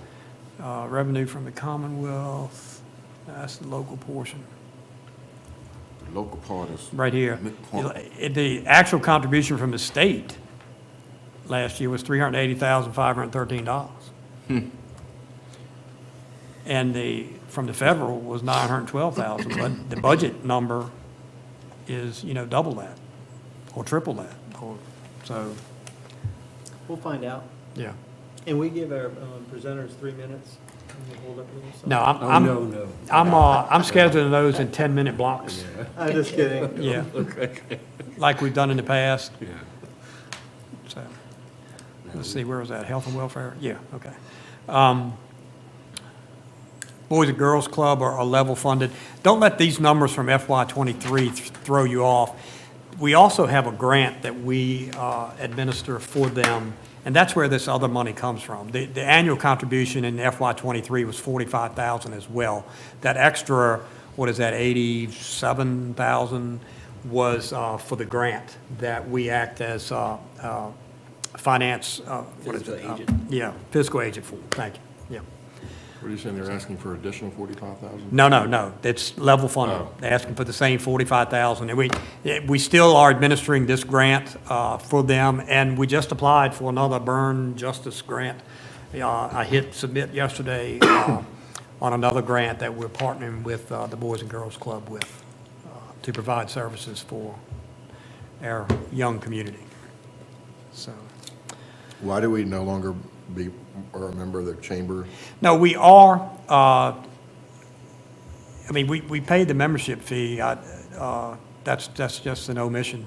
Because we don't I don't ever see what we pay the membership, but I don't see any information coming from them. We don't get invited to any of their events. Well, John has been going, or went to a couple of events, and he's going to be our liaison to that.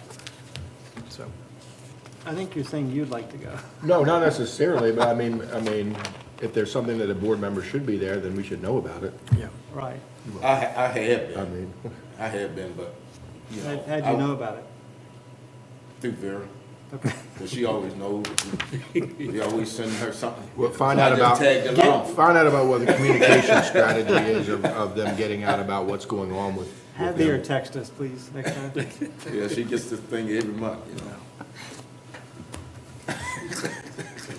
No, I've got enough stuff to go to. I don't need more things. to I don't add. either. Yeah. But So here, as Craig alluded to earlier, here's the $600,000 increase, but most of it is in social services.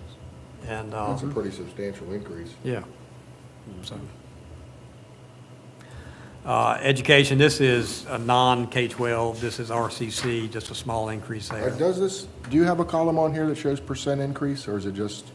the No, it's the amount? change, that's the amount, it's not percent, it's just the amount. Is there a way to add a percent increase or decrease? Well, or is we, that difficult? we could, but the more columns you add, the smaller the print gets, Yeah. and it's, I would prefer not to add any more columns, but that's, recreation and culture. What would I do? Wrong, let me go back here.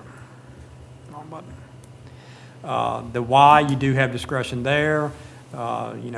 Many years ago, back in, early, maybe 2000, the county was paying the Y $75,000 a year, but they also ran the lively pool, which is no longer there.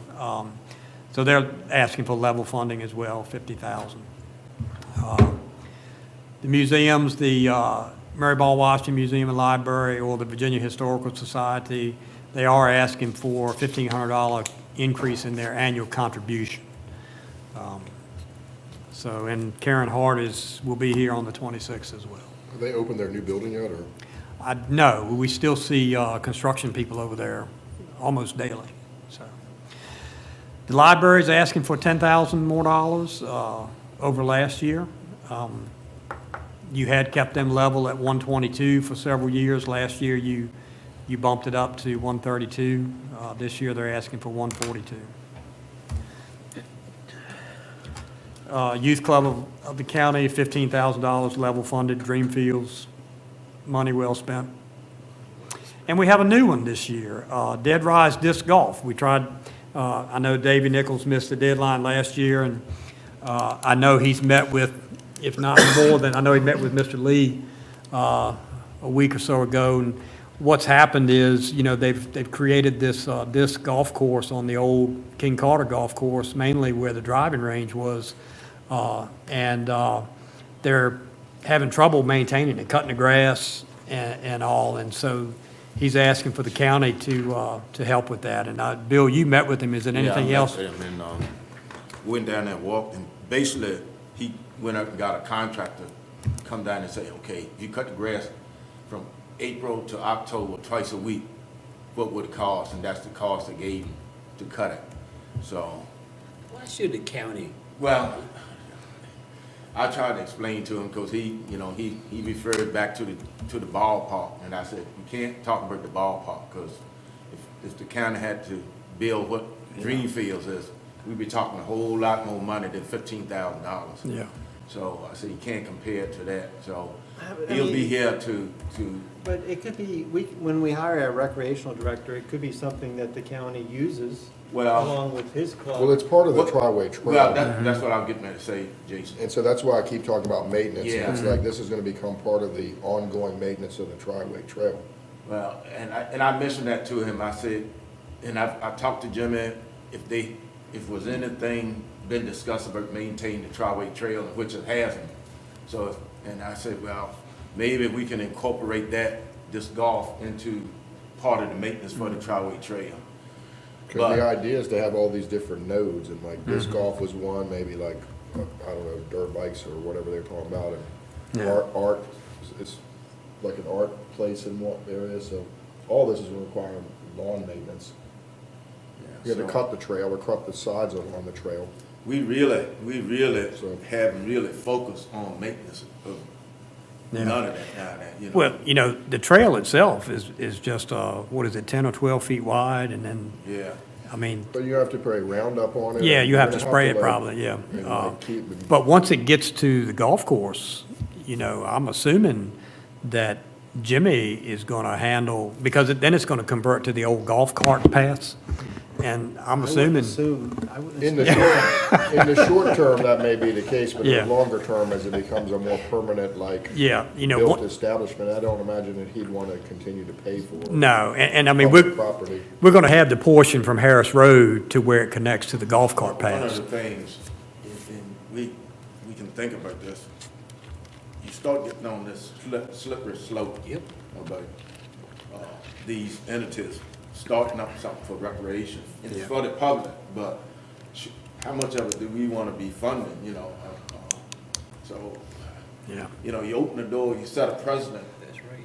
of what you're doing. That's So why, we- that's we why I got- mentioned our director of recreation. It could be something that's open to the county as well, and not just this private organization. This is not private, I mean, this open Yeah. to the public. Yeah. It becomes part of the tourism, you know, Yeah. people coming here and things like that, so it's a benefit to the county, but we just gotta think about, you know, the bigger picture with, But we do With want to, opening something I up. do want to offer I'm things with to you our citizens. on the recreation, because recreation will be the guy, it'll be a department, and they'll have a maintenance budget, and they'll Yes. be overseeing the maintenance going on in the parks and paying the maintenance out of that budget. The Tri-Way Trail, all the public access. And they'll be presenting to us. And essentially what we will need to do when all those are open is every year, or every couple of years or whatever, send out an RFP for lawn maintenance or Exactly. park maintenance and get proposals, and then we'll vote on those. Because we The way I need see it. another department, we don't have one up here. But it is, it does make, it does Correct, Don, help. don't you see that as recreation as its own department? Yeah, yeah. I just get at, as this thing, as we unfold all the parks, bring them online, there's a lot of property. And we're not just cutting grass, but Yeah, Yeah, there's, landscape management. yep, yep, yep, Brush control, yeah. you might as well figure you're gonna have trash issues, vandalism issues. And I know a couple of us have talked about, probably a park board to help guide, the director of recreation to have input to how we're gonna manage all this. There's a lot of property to take care of. yes. Yeah. Whole lot. And a lot of stuff that's gonna be more than just grass cutting. Yeah, So that's why I said, see, this is not really being funded like this. It will be incorporated into a bunch of different pieces, and it's not like we're funding a separate entity. This is just part of the Tri-Way Trail. In my opinion, that's the way I see it, and that's what I told him, and that's what I've suggested, is like, this is gonna ultimately become part of more of a maintenance budget of our parks. You can have people that wanna reserve facilities. Yeah. Shelter, there's gonna be a lot of, Yeah. administrative work on just the park component. Bruce, you're stressing us out. Let's I move on. think short term is what we gotta think about right now for Yeah. this thing concerned. Do we wanna address this right now, or do we wanna say, okay, 24 months from now, yeah.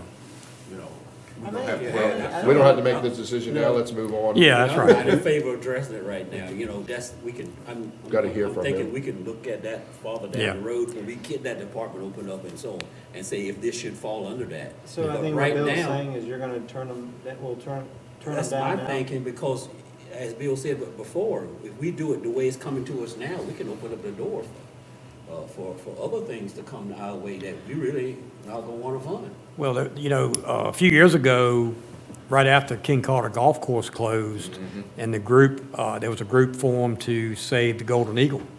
And I had several calls that year. They wanted to come and make a request to the board, but then they ultimately decided not to. But that was a similar thing to this, although it wasn't located on the Tri-Way Trail, which, throws a different light on this maybe. I mean, this was pitched when they pitched the Tri-Way Trail. They came together. But as you said, Davy Nichols will be here on the 26th, and Do we know how much use it's getting? What's that? That's a Do we good know how question much for Davey. use it's getting? How many people? Is Yeah, he's got anybody that tracking information, that? because he went over that with me down there. Okay. They got an app and all that stuff. It's bigger than what I thought it was. I mean, it's. Well, that's what I was wondering, Yeah. how many were using it? And Yeah. What's the bang for the buck? See, once you have the director, or the recreation coordinator, they can like have set up Yeah. leagues for disc golf and have host tournaments or whatever and bring people in. Yeah. So is there a cost to play in this league? And if there is, There's a who's donation getting the box, money? bucket. Oh, it There's is a a donation donation box. bucket there. Oh, But there's no cost to play, I don't okay. think. They have these disc golf courses all over, like, if you go to most city public parks, they've got them. Yeah. I well, think it's nice They to have. they have the one down in Newport News there, how about the Tides End, that 9-hole course? they've got one there, Yeah, I thought they had it there too, yeah, Okay. they do. yep. Community development, this is Rappahannock River Basin Commission, that's been $1,000 ever since I've worked for the county. So Jason serves as the board-appointed representative to that commission. Land Use Administration, that's Olivia's department. He's famous, he says it's been $1,000 since he started, and it'll be $1,000 till he stays. He said. So increases are just salary related. Department of Housing, I took out the part-time line item. This was Lewis Lee's former position, and Lewis passed away about a year ago now. And I don't see the need for any part-time help there. Bringing John on board, John has a lot of experience in that housing arena. And so he's now Tina's supervisor, and so he's much more knowledgeable about that than I am. So, if Tina's not here, John can step right in there. So I don't think we need that part-time line item anymore. Otherwise, it's just salary. Planning District Commission, this is level funded. You used to be under that $5,000 line there, John, when you were up there. Broadband Authority, level funded, that has come down as All Points Broadband completes their build-out. You know, this should diminish further. Soil and Water Conservation District level funded, $15,000. Wetlands Board, we budget for 9 meetings a year. Board of Zoning Appeals, we budget for 4 meetings a year. Planning Commission, we budget for 11 meetings a year. Let me ask you something, back on broadband. What's the life expectancy of that authority? You know, that's a good question, because once All Points Broadband is up and running, completed their build-out, and we've got competition between All Points Broadband and Breeze Line, And then Verizon coming on. You know, you can disband that authority. Once the last house gets connected, or has the ability Yeah. to get connected, I see no need for it. Yeah, I think that's a good, Yeah. that's probably, once we know every single area in the county is It's covered, covered. then that may be the time to, I think, you know, now they're overseeing that, make sure the build-out occurs as it's supposed to, and also working on making sure these companies provide affordable plans. And, you know, there's some federal subsidies and programs available for that, so they've got a purpose, an immediate purpose.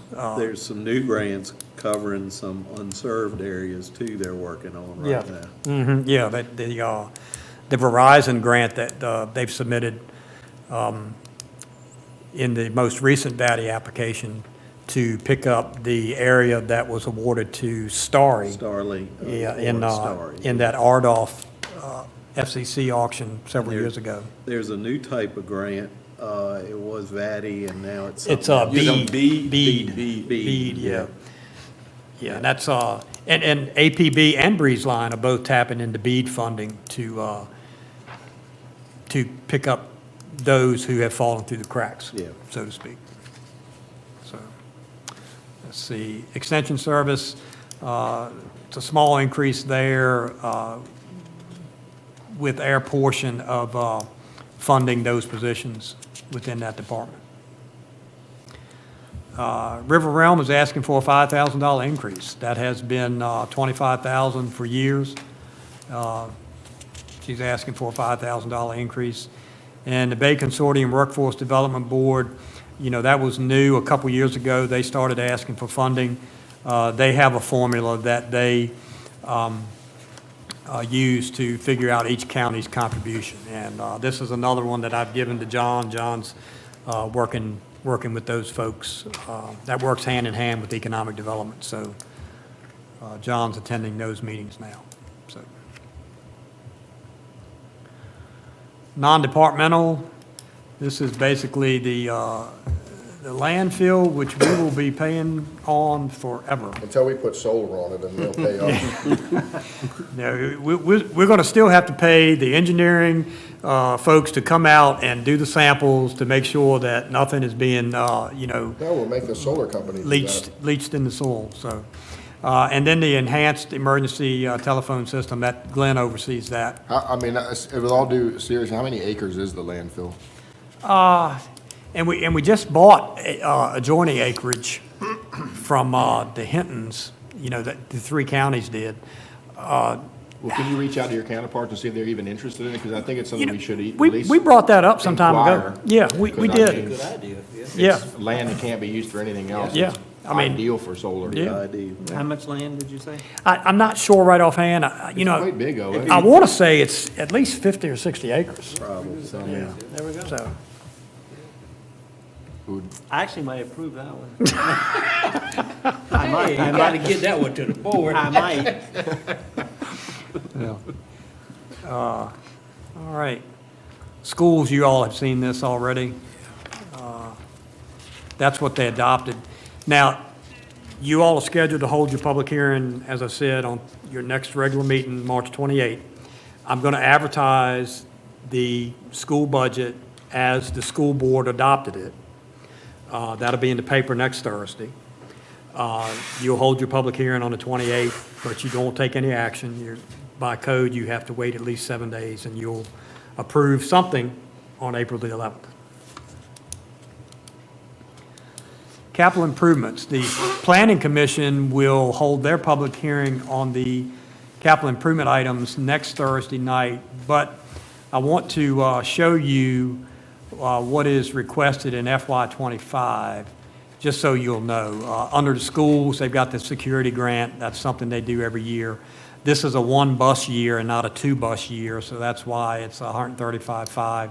And this is the number that they have put in for new school construction. They had $35 million this year and $35 million in FY '26. So that's it for schools, capital improvement items. As far as the county goes, this courthouse access control system, $30,000. Right now, we have cards to access the new courthouse, and we've had trouble finding replacement cards. It's software-based, and I guess it's obsolete. So we're looking at a new system to address the, lock and doors in the courthouse. And we've talked with Travis at the school system and maybe trying to piggyback on what they use at the schools, which I think is a great idea. That's not the quote we got here. We got that from the locksmith, but I think that would be a good idea to research Travis that. talked to me about that too, and I think it's some equipment that we can reuse, Yeah. that we wouldn't have to buy. What about this building and access to that? Do most people have keys? Yes, most people have keys, and that's another thing we could think about would be, maybe some type of keyless entry here in this building. EMS quick response vehicle. You remember a couple months ago, Matt moved the advanced life support replacement vehicle from FY '25 into FY '24 when the current ALS-1 had the engine malfunction here a couple months ago. And he was able to find a replacement for that we'll have in about, 3 months or so. So this is basically a pickup, quick response vehicle that is in FY '25. This public access and use sites, this is the balance of the $5 million note that you all borrowed for non-school related capital improvement items. Now, we know that this is not going to complete the construction of every project that we've got going on. You all will have to borrow some additional funds at some point in time, but we've still got $4 million to work with. That'll certainly get us through FY '25. Is the 634 decrease, is that architectural engineering? That's all the money we've spent out of that $5 million note. That's A&E. That's some of the emergency radio system. That's also the rebuild of the fishing pier at Greenville Creek. So that's where all of that is. The griddle at the jail has bit the dust or almost on its last leg, so they want to replace that. Do you know if he checked on the school? He did, but there was some issue where he didn't think it would work, right? The surface would have to be completely refinished. They only used it for pots and pans. They weren't actually cooking on the surface.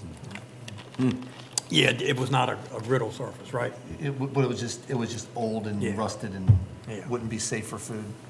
Yeah. $61,000 to upgrade the 911 call handling equipment. Again, this is Glenn. Glenn, can you expand on that?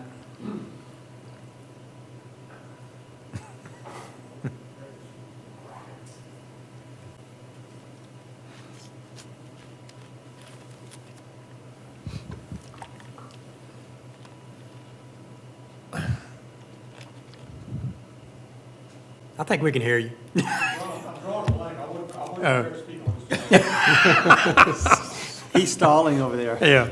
I've had a rough day. Yeah, you have. You've been in here all day You're long. all there before they can leave.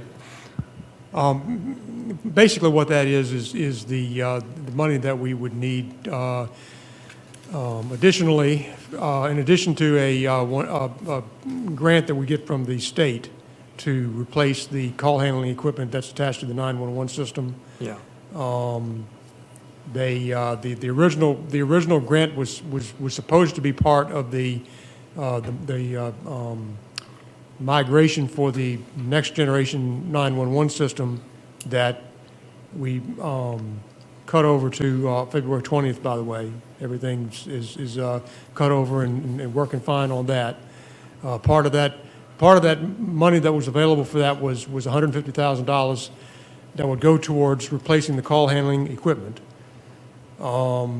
They kind of changed their rules on that and took that $150,000 out of the next generation 911 migration and told us that we had to apply for a separate grant, which we did. And the incentive for that was that they actually upped the amount that they would pay up to $200,000. So the quote that we got to replace the system from Radio Communications of Virginia was $211,000. So that $61,000 is based on the difference between that and the $150,000 that we were going to get. So, well, I guess what I'm saying is that that $61,000 might be less Yeah. than we originally budgeted, but I have not gotten an updated quote Yeah. yet back from Radio Communications of Virginia, so I can't really say how much lower it will be. Something tells me that since the grant went up $50,000, the estimate from I feel RCV quite may go up certain as that they know what happened with the with the state money. So probably before I did. Yeah. So, But anyway, Yeah. I mean it's pretty self-explanatory. That's the equipment that the 911 calls come into the dispatch room on, and yeah. the last time we replaced this was back in 2016, I believe. So we're due for an upgrade.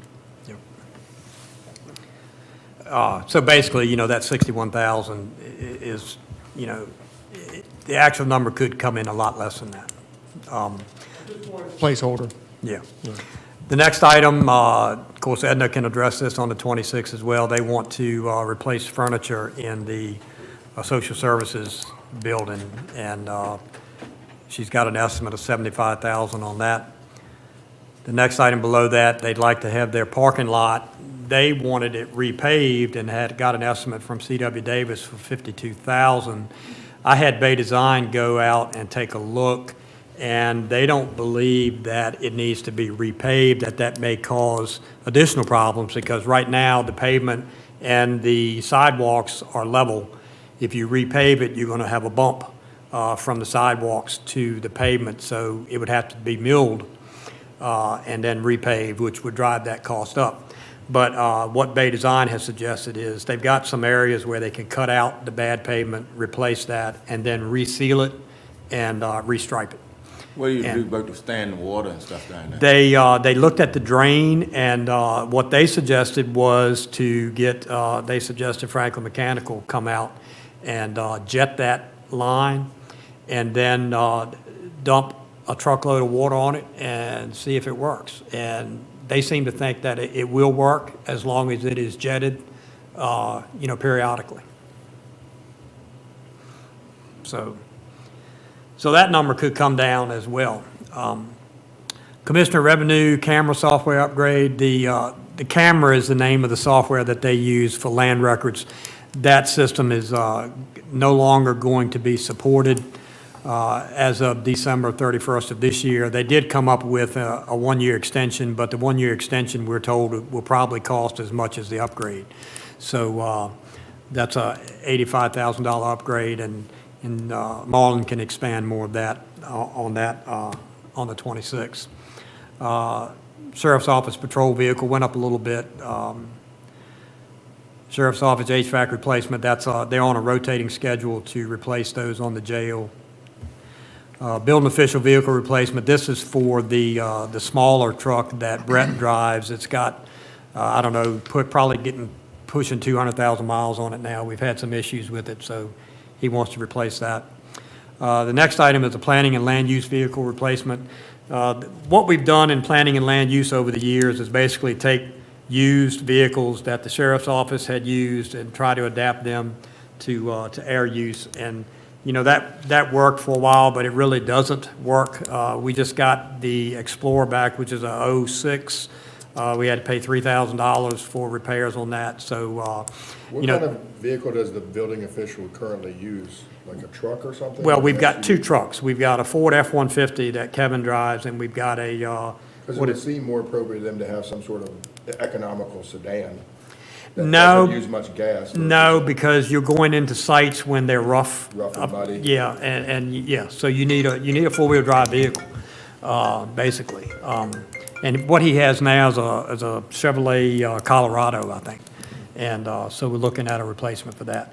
The planning and land use vehicle, you know, the board has said they want to step up enforcement and of violations, and we've got our two youngest code enforcement officers, and they go out in the field a lot, and they need a reliable vehicle. And you don't want someone who's going out checking on violations to be going out in their private vehicle for people to say, that was a vehicle that came out and dinged me, you know, I'm gonna, you know, you don't want that. They need to Slashes tires? Yeah, they need to have a vehicle that is, you know, marked with county insignia. So, and they need a reliable vehicle. As I said, well, all we've done in the past is take hand-me-downs, and, you know, that only works for so long. So, and then Sheriff's Office jail camera upgrade, $78,000. That's something that Jeffrey can expand more on that. So the total for capital improvements has gone up to $40 million. So, and again, the Planning Commission will hold their public hearing next Thursday, and then those folks who have capital improvement items, when they come before you on the 26th and 28th, they can address any questions that you have then. Debt service. All right, this is, of course, right now, we don't have a revenue anticipation note, so nothing there. School energy performance is a 2010 note that was, you know, entered into basically for HVAC maintenance and performance over the years. That has one more year on it. FY '26 will be the last year on that. It'd be interesting to see if it, after it finishes, did it actually do what it claimed it did, because I don't believe it did. I don't believe it did either. This is the Truist Bank, the $5 million note that you all took out for non-school-related capital improvement items.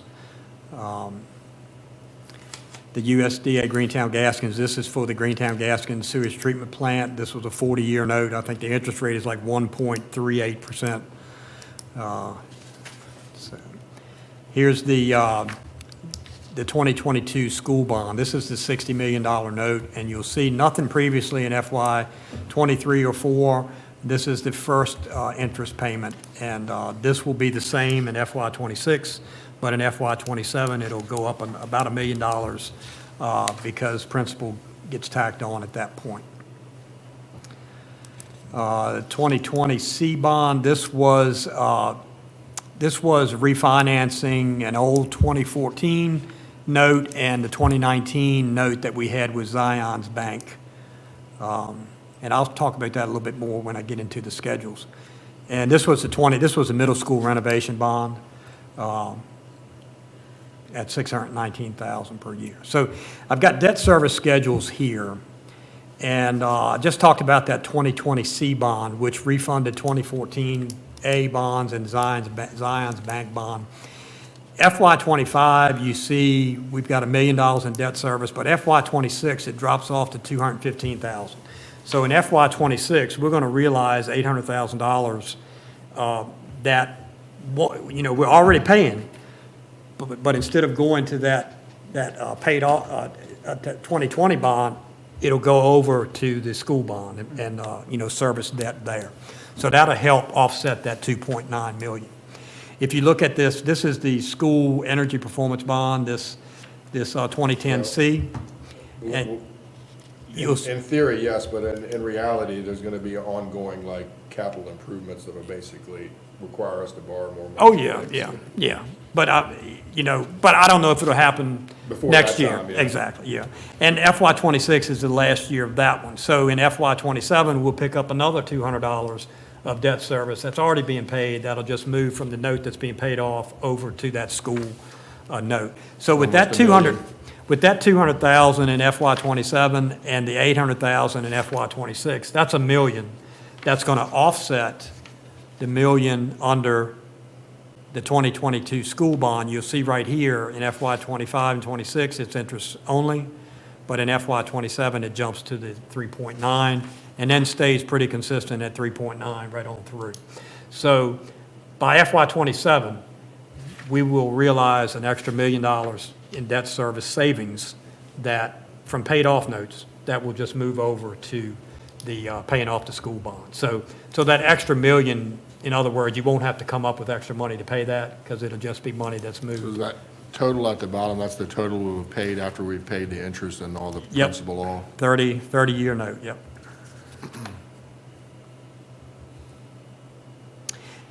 And if you, I'm just throwing this out there, we know we got to borrow another 15 million.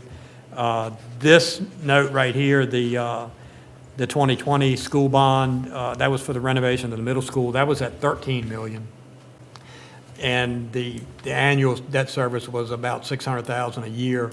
I'm estimating that extra $15 million payment would probably add 750,000 of annual debt service when that's done. And the reason that's a little bit less, I mean, you might look at this 2022 school bond and say, well, it's almost $4 million a year, and say, well, 15 million is a fourth of 60, so why wouldn't it be $1 million? We had 2 years of capitalized interest payments on that bond, plus 2 years of interest only, whereas the middle school renovation started immediately with P&I. So that's why I'm estimating that, and Craig can probably give me a better estimate than that, but I'm estimating 750 annual debt service P&I for the additional 15 million, depending on interest rates. The summary is just another way of expressing all the totals. Is Guernsey Tingle going to give us some preliminary numbers coming up soon on what those parks are going to project at the cost? Are we there yet? Yeah, they can do that. Are they going to be doing that at this coming meeting? Are they coming to this coming meeting? or- They're supposed to be here on March 28th for a presentation. I don't know, I think that presentation was mainly to show where they're at in the construction drawings phase. But they do have rough estimates of construction costs for these projects. So at least we can start to pencil in a total number of what we think these parks are going to cost. Yep. And that's it. That is, like I said, the summary page is just another way of expressing this synopsis. So what I will do here is, And where are the tomes in this budget? what's that? The budget for the tomes? The tomes. The Xanax. I did tell you that I had a page, synopsis page for 5% across the board, county and school. Take one and pass it down. And 3%. Take one and pass it down. Take those with you. Can we see one for 6%? And then 6.5%?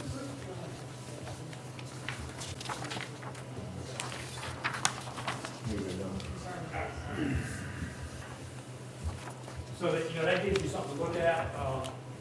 Again, your next meeting is March 26th at 5 o'clock. And, That's our regular meeting, right? no, that's No. Tuesday, March 26th at 5 o'clock. And right now, I've got 3, 6, 9, 12, 15 folks lined up for that meeting. In 10-minute blocks, so that's, that's 2.5 hours. Holy smoke. What time is it? 5 o'clock, Tuesday, March 26th. And we start 5 o'clock on the 28th too. We start 5 o'clock on the 28th. I don't have as many people there. I've got 3, 6, maybe 7 for the 5 o'clock. Our boys' team just won their second straight state championship, because I was going to try to get them here for a resolution presentation. Haven't got all that ironed out yet, but like to make that happen too, so that you all can recognize them on the I think the 28th. earlier we do that, the more the team is still together. Yeah. Because further you get closer to graduation, then Yeah, yeah, and then too, you got, spring sports, some of them are playing track, spring sport, baseball. yep, Yeah, yep. but So, you had a state champion in, indoor track too. You can't forget that. indoor track? Yeah, Was that either Reese? discus or Reese the, Rhodes? Was that who? who? Reese Rhodes? Reese, yeah. Yeah, okay. All right. By the way, we talking with the schools. Jessica sent me the full list from 1969 up to now of all the state championships Good. that the school has, so How many? it's a bunch. It's a bunch. Most of them is track. Most of them is track. So, I'm gonna try to, Don, I think the approach I'm gonna take is get with,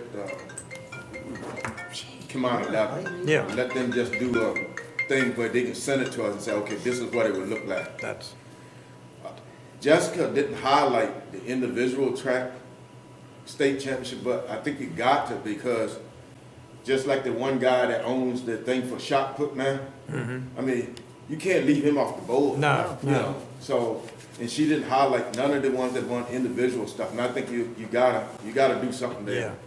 You know, you can't, she only did the team things, and I don't think that's not fair.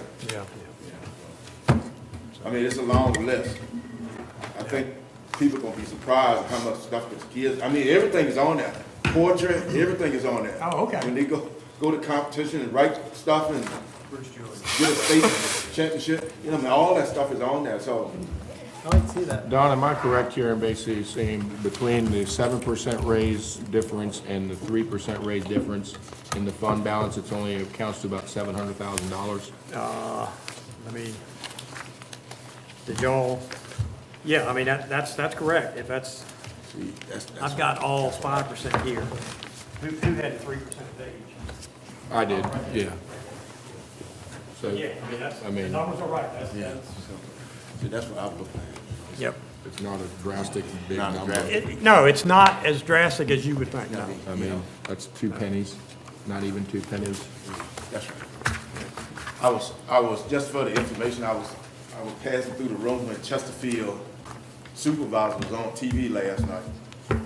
And they were saying they reduced the tax rate. So anyway, that was the headline. So when they interviewed the guy, he said, yeah, our tax rate was 91 cents per 100. We reduced it to 90 cents. But the equalized rate was such and such. So we still, because of the value of the homes, we still X amount of dollars, because they, like their budget is billions of dollars. So I sat there thinking, I guess that sounded good for a while, but Yeah, but they only dropped the 1 cent. Yeah. They only dropped the 1 cent. yeah, But they still gaining, I forget how many millions of dollars in revenue because all the property value, yeah. went up so much. Well, and that's like I said, once we fine tune what you want to fund, then I can give you a synopsis page with a penny increase above that equalized rate, for whatever, We ever. can do a couple scenarios, penny, 2 cents, 3 cents, Yeah, I can do it, a penny for 10 cents worth, and y'all. Because I think, one of the things, I think Bill Smith had put it up, we got this opportunity here that we can do assessment every year if we want, or every couple of years, Yeah, but well- you don't want to do that. No, And so we need Not to, based on this one. no, you don't No. want to do that. So we need to, well, it would be cost prohibitive too, because, I mean, that assessment, Oh, yeah. that assessment cost us $500,000? $407,000. yeah. Well, more than that, because we're paying the Board of Equalization now. So, yeah, I mean, $500,000 is probably not that far off. So the point we're making is that we don't get another shot at this where we are for 5 years. At 5 And years, it's yeah. a chance to increase revenue and still not reduce the tax rate. I mean, increase the tax rate. So Yeah. we need to take advantage of it. To the extent that we need it. Yeah, that's right. Yeah. Yeah, right. All right, gentlemen, anything else? I am so glad to get this off my plate and put it Hey, on, good put it on job. y'all's plate. Hey, thanks. It was very, very well laid out. Thank you, Let's Don. We Did we need get any to, food tonight, or? No, I didn't get, we need to recess to, March 26th at 5 PM. all right, I have a motion for that. So So moved. All right, we'll recess to March 26th at 5 p.m. Yep. All right. I had-